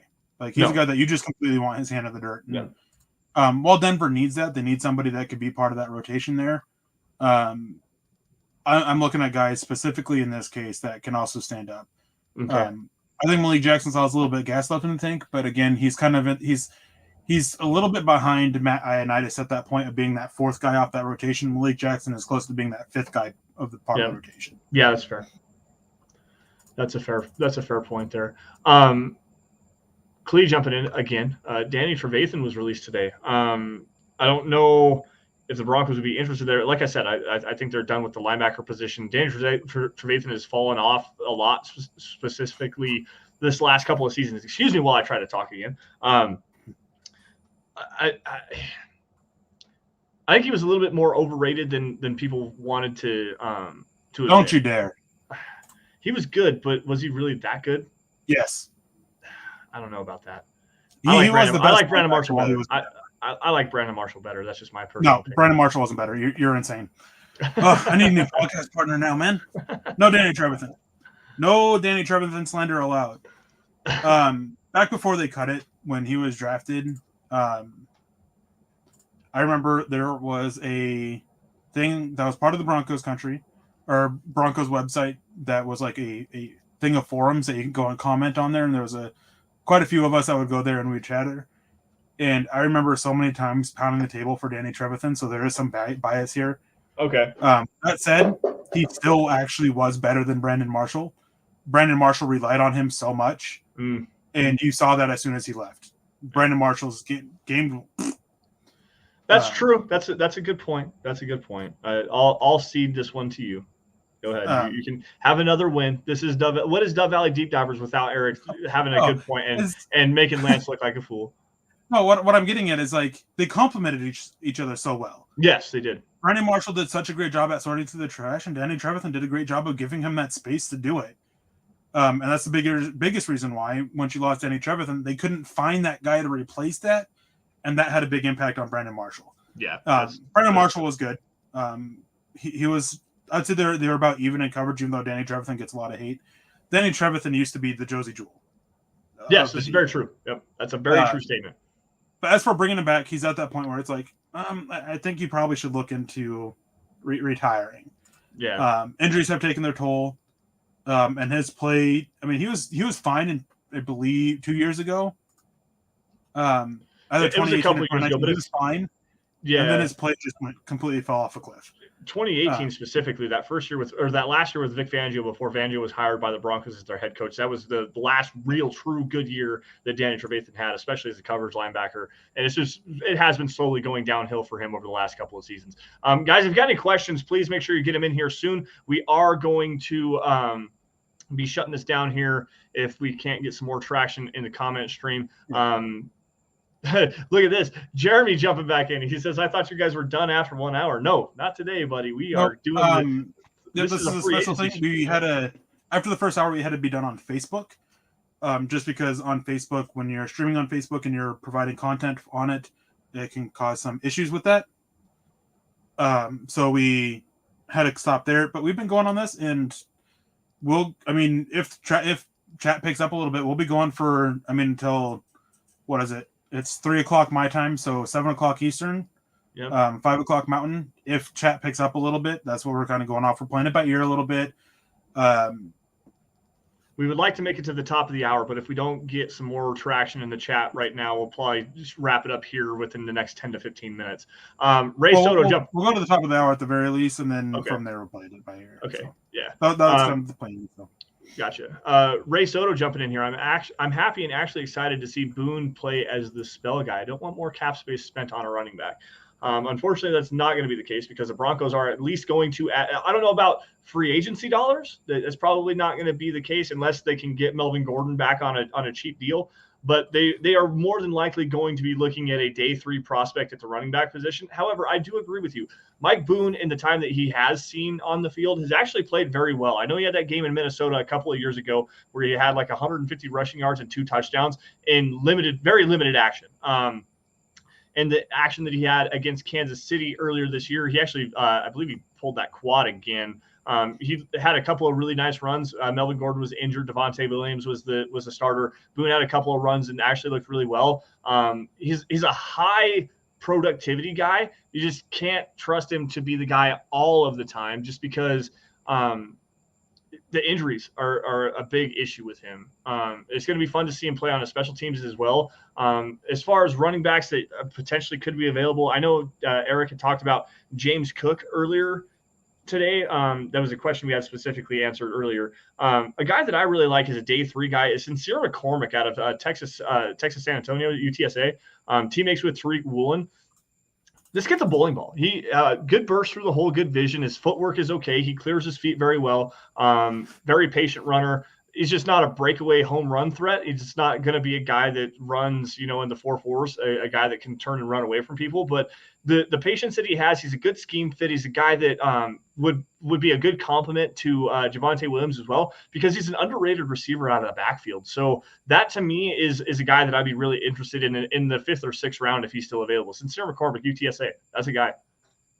Yeah, then worth noting, Denver only has 3 running backs under contract at the moment, so they're definitely going to add probably 2 or 3 guys. Yep. Cody Potter says, wind that clock back. It's 1:39 in Alaska. It is. What I was saying is at 2 o'clock, if chat doesn't pick up, we're going to be out of here at 2 o'clock. If chat picks up, then we have the ability to go to 3 o'clock, my time, or Alaska time. So that's where that came from. We have to be out an hour before the Huddle Up priests take the stage. So yeah. That's what I was getting at. So gotta see chat pick up a little bit for us to keep going. Cleed to the T asks, what are the plans for PR? They're probably going to pick up somebody through the draft for that. Somebody who could possibly add help somewhere else. We just talked about another option there in Mike Boone. Mike Boone was brought in to be a punt returner, kick returner option as well. So there's another option there. Is Philip Lindsay available? Yes, but no. Yes, but no. He's available. I wouldn't expect Philip Lindsay back in Denver. He's not coming back to Denver. That's such a niche role. It worked out well for 2 seasons. It was a great Cinderella story, but he doesn't fit with what the Broncos want to do right now. They need a receiver out of the backfield. I would also put a flyer in on Kyron Williams if that's going to be an expensive draft pick though. That's going to be around the James Cook area, late 3rd, early 4th round pick, a guy that has the ability to catch the football and work out of the backfield like that. Philip Lindsay is not that guy. He never has been that guy, and he won't be that guy. So I don't think that he's going to be back in Denver just for that reason alone. Yeah. A couple other questions here. We have Flying Anger Pig. It's a new name because I would definitely remember Flying Anger Pig. Yes, I would definitely remember that. What's going on with Vaughn and his Twitter account? I have no idea. I don't follow players once they're out of Denver. I actually make it a habit of, this player's no longer there. I'm going to pull up Twitter and I'm going to unfollow them. So I have no idea. To me, so Eric, I don't know if you heard the full context of the story and everything that went on with that. What happened was right before the end of the combine, Von Miller went out and didn't really scrub his social media accounts, but he went on Instagram and made a couple of posts on Instagram and a couple of posts on Twitter of him in a Broncos uniform saying, I wonder if they'd let me have my old locker back. And then another one said, should I wear number 58 or number 40 in orange and blue next year? And then on his Twitter account, he changed his profile picture to him in a Broncos uniform, and he changed the background picture to him sacking a quarterback or him in a Broncos uniform again. Regardless, it's been all about the Broncos. He also posted a video on his Instagram account saying, you guys know I would never play with y'all like that. I'm not going to tease you. Broncos country, what's up, essentially is what he said, right? And the next day, wasn't it reported that with Josina Anderson, that he basically was using that for leverage with the Rams? There you go. That's what it was, guys. I do firmly believe that. He was putting it out there saying that he would be willing to go home potentially as a like, hey, come and get me, come and sign me. I want to be a Bronco again. He was using that to leverage more money out of the market that was not necessarily very fruitful at that particular point. Now that some of these edge defenders are starting to come off the table, you've got Chandler Jones, you've got Randy Gregory, like those are the top guys. Now the market's starting to pick up. He has the Rams, he has the Chargers, he has the Cowboys. I think Houston is in there as well. He actually played this very well and did himself a favor because he's been very patient with where he's wanting to go. It sounds like the Rams market is heating up for him. And Eric and I were talking before we went live. It would not surprise me to see him be in the $22 to $23 million a year deal with someone like the Rams or the Chargers this year. He is heavily leveraging how he closed out the season. Yep. Browns, Cowboys, Rams, those are teams to keep an eye on. Yep. Those are the three that he's down to. Things have sounded like the Rams, but hey, maybe somebody comes out of nowhere. Ian Rappaport reported that expectation is the Rams, that other teams are hearing that. Kind of thought that we would actually get some clarity on that here soon while we were live and haven't had it happen yet. Would be awesome if it did before we got out here, getting some clarity on it. Yep. Dahan, jumping in here, $5 super chat. Mike Boone, Velus Jones Jr., Marcus Jones, or Cordero Patterson as a returner for next season. There's one name that really jumps off the screen here that's not like the others, and I would not be surprised. I guess I would be surprised to see the Broncos take him, but I would not hate it if they did. That is Cordero Patterson. Like Marcus Jones, there's size concerns with him coming out of Houston. He's a cornerback, 5'8", 170 pounds, moves really well. Is not afraid to go and tackle people.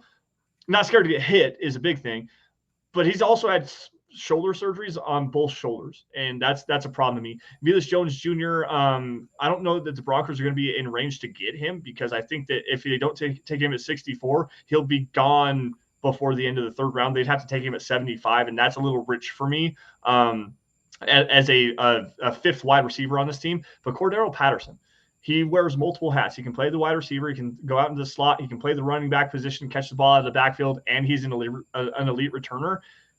I just don't know his cost. What's his price tag? If that's the guy that the Broncos want to go and get, I would be all about that signing. I really would. I love Cordero Patterson. So it's hard for me with Marcus Jones because I'm a huge fan of his tape, but he had surgeries on both shoulders, and they couldn't do his wingspan as a result of it. But his height measured at 5'8". That's first percentile. His weight, second percentile at 174 pounds. Arm length, 28 and 7/8 inches, 0 percentile. That is rough. And I know I've seen a lot of people point to Bryce Callahan. Bryce Callahan is 5'9". He's like 185, I think, is what he is, and he had like almost 32-inch arms. Mm-hmm. Like he was a long freak. He was a long freak, and so like there's not that comparison there. I like him, but also it's got to be at the right point. I'm a big fan of Velus Jones Jr. though. Really big fan. He was one of the fastest guys at the combine. Mm-hmm. Great returner. He can be that interim deep threat until KJ Hamler is fully back, and even in an emergency instance, if KJ Hamler isn't quite himself. Like I really like Velus Jones Jr.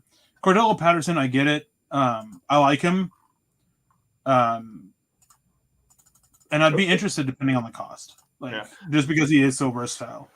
Let me clarify something on Velus Jones Jr., because it's not that I don't like him. Don't get me wrong. I love Velus Jones Jr. His Senior Bowl was amazing. He was the fastest player at the Senior Bowl per next gen stats. They had the tracking devices on him.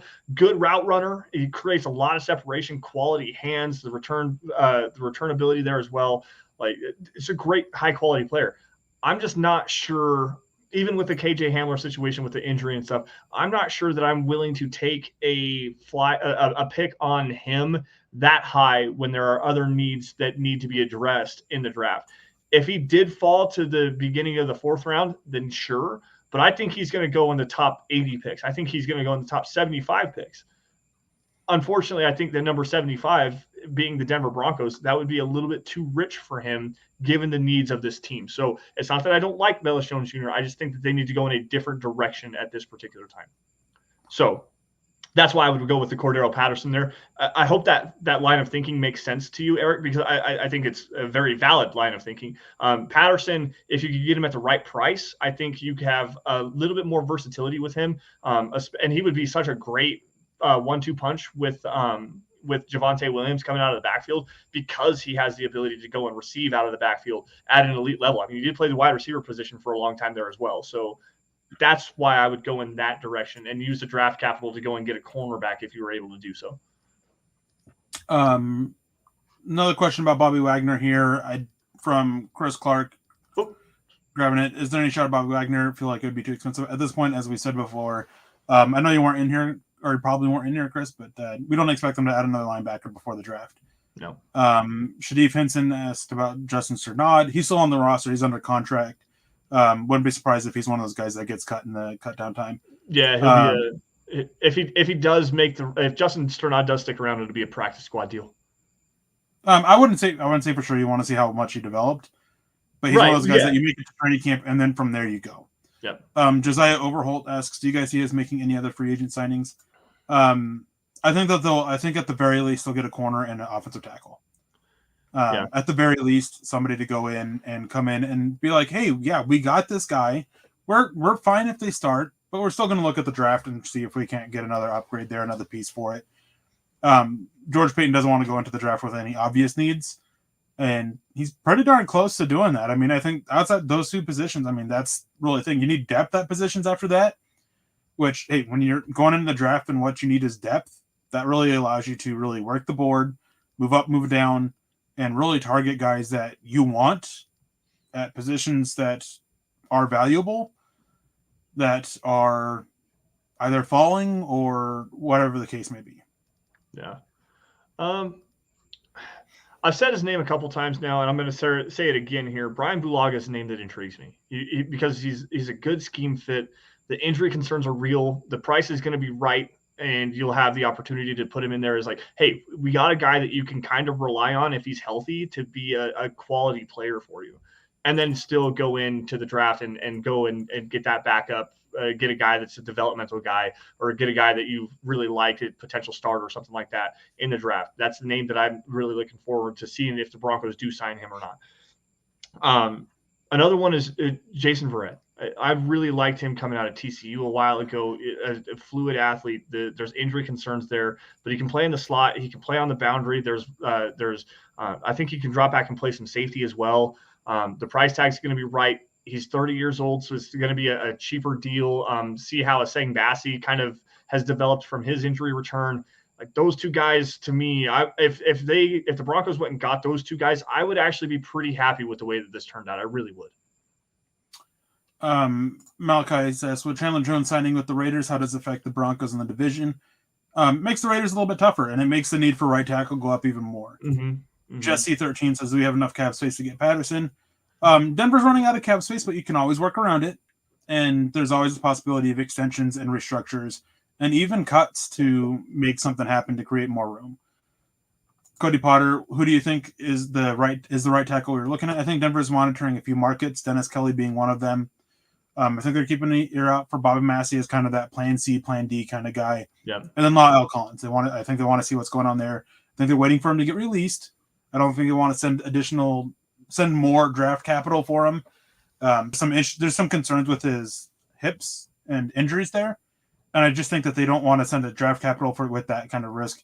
And maybe looking at like a 1-year prove it type deal, because he's still decent aged for a tackle that you can turn around and still get a big payday out of it. Yeah. But I definitely think it's an option. And I believe, I said this earlier, I believe his agent is the same one as Randy Gregory, which could also play a factor. And then last one before I pass it off to Lance for a little bit. Big E Bronx says, Dove Valley deep divers 2 times in one day. What do we get blessed or what? Not twice in one day. Same one. We're going to keep going for a little bit. And depending on how chat's going, as I've said before, if chat's picking up a little bit, but we're going to monitor things over the next 10 minutes and decide from there about if we're going to go or if we're going to keep it around for the final hour. Yeah. Final hour is going to be a long ride. Come on, guys, pick it up. Help us out here. Give us some content to talk about here. Jeremy, who missed a big part of the show, going to the gym, going to hang out, get his workout in, stuff like that, jumping back in here. Do you see Paton trading up into the first round if an offensive tackle falls? That's kind of a into the first round. I don't know. I don't know if they have the capital to actually get it done without having the first round pick next year or a second round pick next year, where you can kind of pair those together to get back into the first round from number 64, because that's where they're picking. That's where they start out. They're probably not going to have the available capital to do that unless they move on with a player attached to that. So I wouldn't see that happening. However, if they can get into the 40s from 64 to get an offensive tackle, I do think that's a move that George Paton is going to look at. I think that that's something that they definitely need to look at. And again, I've said his name 3 or 4 different times. Bernard Raymond is the guy that I'm targeting there. Yeah, I don't think that they can get up into the first round unless some team's really willing to take a lot less. Yep. I don't see Paton being willing to give up to that much draft capital to get up that high for one. But I think if they drop into as you said, into the 40s, maybe the 50s, he can move up, send some a little bit extra capital to just go get that final thing done. Yep. And go get one. I think it's possible. Same with edge, even, because I know that they're so heavily looking at edge. So options are open. Bourne came in and says, would Devin McCourty fit with us? I'm pretty sure Devin McCourty re-upped with the Patriots. I had not seen that yet. So because I think he was actually still on the free agents tracker as well. I'll get back to you guys on that one here in a second. Hold on. Give me a second here, guys, so I can read. Matt Judon, Devin McCourty team up to recruit Chandler Jones to the Patriots as of 20 hours ago. Patriots actually saved money by re-signing Devin McCourty. So it sounds like that he is re-upping. Gotcha. Okay. Or he let's see here. What else do we got? All right. Black Knight asked this earlier, and I wanted to get him in. Good friend of the show. I believe you said that we have Friday. Set up for him Yep. Friday. Anyways, so with what's going on defense for free agency, are we going to go offense in the draft? I think it'll be balanced. I think that they want to add an offensive tackle. They want to add an edge. I think they want to add a corner. I think they want to add a running back. I think they want to add additional depth on the offensive line. So I definitely think they're open to it. All depends how the board falls. I mean, last year in the draft, they didn't plan on spending 6 picks, 7 picks on the defensive side of the ball. It's just how the board fell. Yeah. A lot depends on it. I think that they viewed their offense as generally set outside of right tackle. I think that they have key guys at certain places. Depth obviously needed at a few positions, but I think that they're pretty confident with how the offense is looking outside that tackle position. Can't stress that enough. Outside the tackle position. Backup tight end would be another one to watch out for, even with Eric Tomlinson. Yeah, I understand. Eric Tomlinson, Sean Byer. I think they'll add a body after the draft, but sorry, not to burst your bubble. No, you're good. I was just thinking like that would be the only other thing that I could think of on the offensive side of the football, other than a running back, that they would be looking at, like a pass catching option. There. Yeah, like it's possible. I don't think it's very likely. I don't think so either. I was just elaborating like if you're going to go somewhere in the draft, that would be the way that you could, like a backup pass catching tight end, not a guy that's going to be projected as a blocker buyer, a guy like Tomlinson. Eric Stalbert would be a guy that I'd be interested in seeing what happens with him. But that'd be. I think they essentially said no to Eric Stalbert when they brought in Eric Tomlinson. That's kind of feel the same thing. Yeah, that's fair. Hold on just 1 second. Real quick, I wanted to grab it. Go ahead. Hey, Mark Lindenmood, don't type and drive, man. Just focus on driving.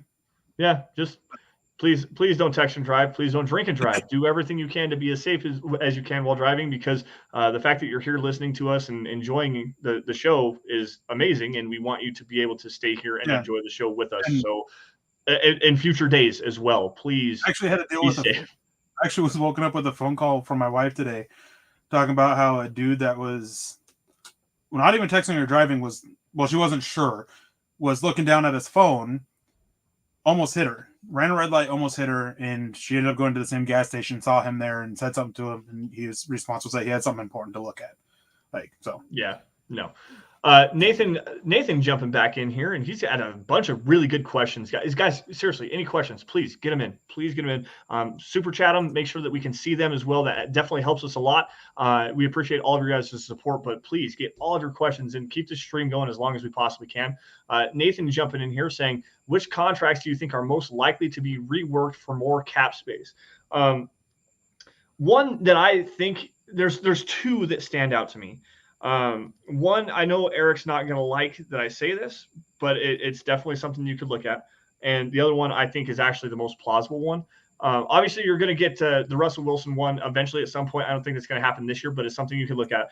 The first one, Garrett Bowles. I think that you could move some money around with Garrett Bowles. I think he has a roster bonus that he's going to get. Do a maybe even another slight extension to lower that cap hit just a little bit. And if you can get him to take a little bit of a haircut, I don't know that he's going to be willing to do that, but if you could, after that elite season he had 2 years ago, he got that big contract. It was well deserved for him for sure. This last season, he did not play up to that standard. And this next season, I believe his cap hit's closer to $20 million. So if you can lower that number somehow, that would be the way to go. The other one is Ronald Darby. I think that you can get it would behoove the Broncos to go into that option year at the end of this upcoming season and go from there. I think that you could extend him, give him a signing bonus, convert that salary into a signing bonus, give him another year on the end of it, and open up some more room there.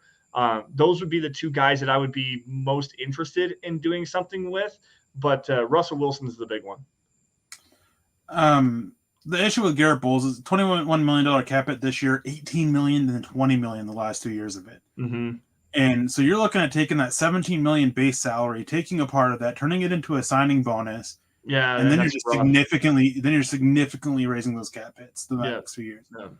If you're willing to do it with like a void year at the end of it, maybe, or a couple void years at the end of it to help keep those next cap hits reasonable, but then you don't want to get stuck in that thing of like, okay, we got to consistently push money down with adding void years. Like you don't want to get stuck in that trend, especially with Russell Wilson. Like if this was towards the end of Russell Wilson's career, sure. Being willing to take a couple bad years of dead money, like sure, that's fine. But you want to still be able to build around him. Honestly, the one that I'd be far more willing to do that with is Justin Simmons. $15.1 million base salary this year, all of it guaranteed. Turn a large portion of that into a thing, and I would be willing to kick that money down the road over the next 2 years. Yeah, that's a team leader. That's a great player on the field. That's a great player off the field. Like he's an amazing human being. That's a good one there. I go back to something I've said a couple times now. It's just specifically to Garrett Bowles. In the, what is it? You said 21 this year, 17, 18, and 21 or something like that. Was 21, 18, 20. 21, 18, 20. If you did kick that down the road just a little bit, again, next year that salary cap jumps a lot. It's going to be a massive jump. So it's not going to hurt nearly as bad. But I do understand your point there. That like it is a little bit of an overpay there. If you're going to actually do that, he better come around and be a lot better. And who knows, with Russell Wilson, who does put a lot of stress on offensive tackles, like that's because he is a guy that holds on to the football a little bit longer, wants to take some shots down the field, wants to move around and escape using the B gaps. Like there's a way that, Garrett Bowles could see a little bit of a step back this season just because Russell Wilson makes it hard on offensive tackles to perform well. That's the thing is like with Garrett Bowles, had he played consistently at the level this last year as he did in 2020, I'd be fine with it. But with the slight decline, he was still good. Like, don't get me wrong, he was still good. If he played at that level, I'd be fine with it. But if that was a sign of regression, I don't want to be committed to him beyond next year because you can get out of his contract next year. Yeah. So that's the issue there. Justin Simmons, you're committed to him for the next 3 years. Like, go ahead or next 2 years, anyways. Go ahead and push that money down a little bit. Right. That's fair. So that's the big difference there. Other guys on it, looking at it, I don't think they'll touch Ronald Darby because I think that they want to be able to get out of his contract next year. I think a Bradley Chubb extension is possible. I think a Russell Wilson extension is coming. I think it'll happen sometime before the start of this season. And then maybe Brandon McManus. Something happened with Mike Purcell and Sam Martin. That's another one to keep an eye on as well. Yeah. For it. So, and then also too is you got some other guys that are about to be free agents next year, and I know that the cap hit's going to be coming up, but real quick, let me load it here real quick. Bradley Chubb. So if he hits that year, I mean, if you don't extend him this year, you still have to pay him next year. Draymond Jones. Maybe Dalton Reisner takes that next step forward. You still have cost control on Jonas Griffith, so if he continues to progress, there you go. Sam Martin, he's a free agent after this year, so he's another one for one of those options for an extension. But yeah, I mean, the biggest ones is, I already mentioned Bradley Chubb, is Draymond Jones and Dalton Reisner. Those are guys that you can touch this year, but you're not really going to lower their cap hit this year. Right. So you got to have interest in that as well for pushing it downfield. Josiah Overholt jumping in here with the $5 super chat. Is there a free agent still out there that you guys would like to see Denver sign? I love the pod, guys. I watch all the time and keep up the good work. And Josiah, thank you for joining us, man. And thank you for all the support. Thank you all for all of your guys' support. We really appreciate everybody joining us today. Still at 200 eyes and on the show. Like this is impressive, guys. I'm very proud and very excited about our audience today. Thank you all very much for joining us on what is an elongated. We're over 3 hours now on this with no breaks, by the way, on this free agency special for the Dove Valley Deep Divers podcast. It's easy to take no breaks when you just wear diapers. Told you it was a good idea. You were right. You were definitely right on that one. As far as Josiah's question here, free agents still available out there. I've already made it pretty clear. Brian Bulaga, Jason Verrett are guys that I kind of that I like. Value contracts, guys that have experience that might have some injury concerns, but you still have the high upside of having a potential starter there. Guys like that would be a good one to me. I know Erick is high on Matt Ioannidis from the Washington Commanders, an interior line guy. Yeah, but I mean, I don't think that necessarily any move is going to be made right now. They are specifically waiting on potentially see what happens with Lyle Collins. That would be the real move that I would like to see them make, is potentially trading for Lyle Collins, or especially if he becomes a free agent. I just like Nick has always said it multiple times on Twitter and in the group chat with us, with us and Carl and James Campbell. You got a high-end right tackle on a 3-year deal for $10 million average per year cap hits with not a whole lot of guaranteed money left. Why is he on the market, and how are you not trading for him if it's going to take you a day 3 pick to get him done? What's the question there? The reason why he's on the market is because Dallas has to cut cost. Yes. The reason why teams are hesitant to trade for him is that they are concerned about his hips. Yes. That's why I think teams are waiting for him to be cut. Just because it's a little less risk on them. They can get around with just, hey, we're not committing 3 years to you. Even though it's easy to get out if you trade for him, we're now just going to give you 1 year and then see from there. And if you do well, you have a chance for a big extension. But Lyle Collins, that's one to keep monitoring about it. I saw a really good question here. Cody coming in saying, going to head out. Have a good night, guys. Later. Thanks, have a good one, Cody. Thank you for coming in. Appreciate it. And appreciate your support. Make sure you tune back in later tonight. The Huddle Up podcast doing their free agency wrap up and everything tonight as well. So we are not the only show today. Huddle Up is going live 8 p.m. Eastern, 6 p.m. Mountain Time as per usual on Wednesday nights. So yes, please make sure you jump into that. Nathan came in real quick. I just got addressed. Eric, speaking of Nick, any good prospects from Iowa in the draft? Yeah, I typed up my Tyler Linderbaum scouting report, and the only con there was is that he played for Iowa. Like, he come sucks. on now. Yeah, I mean, I'm a big fan of Tyler Linderbaum. Dane Belton, I really like, and they have a running back. I can't remember his name. I care less about the running back.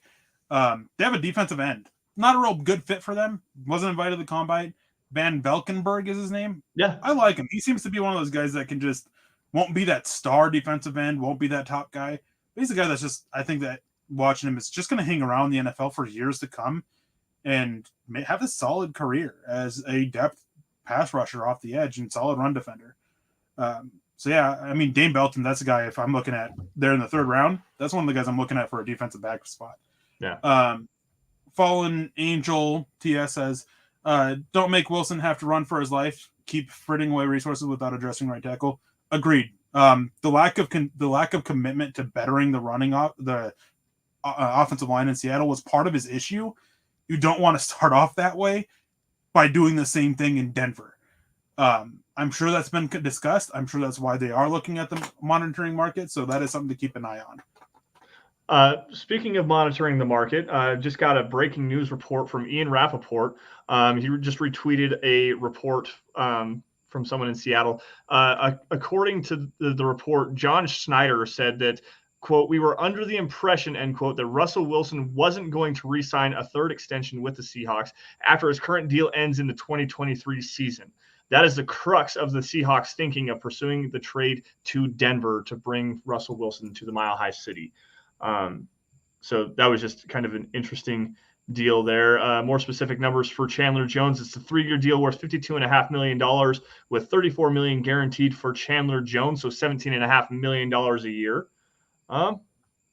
And then another report out of the Seattle Seahawks press conference is that Pete Carroll says that Colin Kaepernick has contacted him recently. Carroll says that he deserves a second chance, but says he doesn't know if that's in Seattle. Just note that it's, quote, "a second chance time for him in the NFL." So Colin Kaepernick news coming up. And I do agree. I mean, he's 34 years old. I think that he could potentially be a guy that could offer something to an NFL team, whether it's a quality backup. I just don't think that he's willing to accept that role. So yeah, we'll see. And I got one more super chat here from Broncos 007, a $5 super chat. Are you more worried about the Chargers pass rushers or are the Raiders pass rushers? Probably the Chargers pass rushers. Joey Bosa, Khalil Mack, that's a massive duo. I like Max Crosby. I like Chandler Jones. Joey Bosa is a top 5 edge defender in the NFL, and Khalil Mack, while he has fallen off here lately, is still a high-quality player. Gets a lot of pressures, a lot of high numbers, a lot of sack numbers. And that duo there, if they can get an interior defensive lineman that can push the pocket a little bit, that pass rush is going to be wild in Los Angeles. I like the Raiders for sure, but they give me the Chargers in this one. Yeah, I like the Chargers a little bit more. But it's really close for me. I think the Chargers have just a little bit more oomph from their defensive line than the Raiders do, and that's the big difference maker for me. Before we get out of here, as we're being told that we got to get out, Ian Rappaport just said that Von Miller is going to be expensive, and they're looking at least at Chandler Jones money. So it always seemed unlikely, but it sucks. I mean, Once Randall Gregory was done, that kind of does it. But thank you guys for tuning in. It was a great show. We will be back on Friday night. Thank you guys for tuning in. We'll catch you guys later. Make sure you guys tune in here in a couple hours for Chad and Zach. Yeah. Chad and Zach coming on live again, 8 p.m. Eastern, 6 p.m. Mountain Time. Thank you all for joining the Dove Valley Deep Divers free agency special here on a Wednesday afternoon. Again, 3 hours long. Man, the time flies when you're having fun. It did not seem like 3 hours here. Malachi jumping in here. Go ahead. Yeah, he asks who will be the third or fourth safety on the roster. They're looking at Kareem Jackson. I think Jamar Johnson will be that fourth safety. But they're still looking for that second or third guy, somebody to compete with Caden Stearns. And Miles Jack to Pittsburgh for 2 years and $16 million. That's a bit much for me. For a guy Yep. I was thinking 5 or 6 million, not 8 million on an average per year basis. So that's probably a big reason why the Broncos were not in on that market. I don't think that they had the money to make that move, even depending on the contract that they did sign there. No, that's a little rich there. I don't see any guarantees on that, and those numbers will come out here in the next few hours, I imagine. But yes, to Malachi, you're looking Justin Simmons, Caden Stearns, Jamar Johnson, potentially Kareem Jackson, potentially a draft pick as well. That could be a way that they look there. And then again, watch the market. Watch what happens in training camp, because that could be another thing where they do make a trade. We need a third or a fourth safety. We'll give up a Netani Moody. There's the perfect answer. We had a Netani Moody question about him potentially being traded. There you go. A player for player trade, Netani Moody to so-and-so for whatever safety. We'll make this work, and bada bing, bada boom. That could be another route that the Broncos go there. But with that, guys, we do have to say goodbye to you until Friday. We will be back Friday at our normal time slot, 8 p.m. Eastern, 6 p.m. Mountain Time. You guys can find me on Twitter at Sanderson MHH, for Erick at Erick Trickel. Guys, with that, thank you again for joining the Dove Valley Deep Divers podcast. Y'all stay safe and take care. Have a great rest of your day. we will see you guys this coming Friday. See you guys.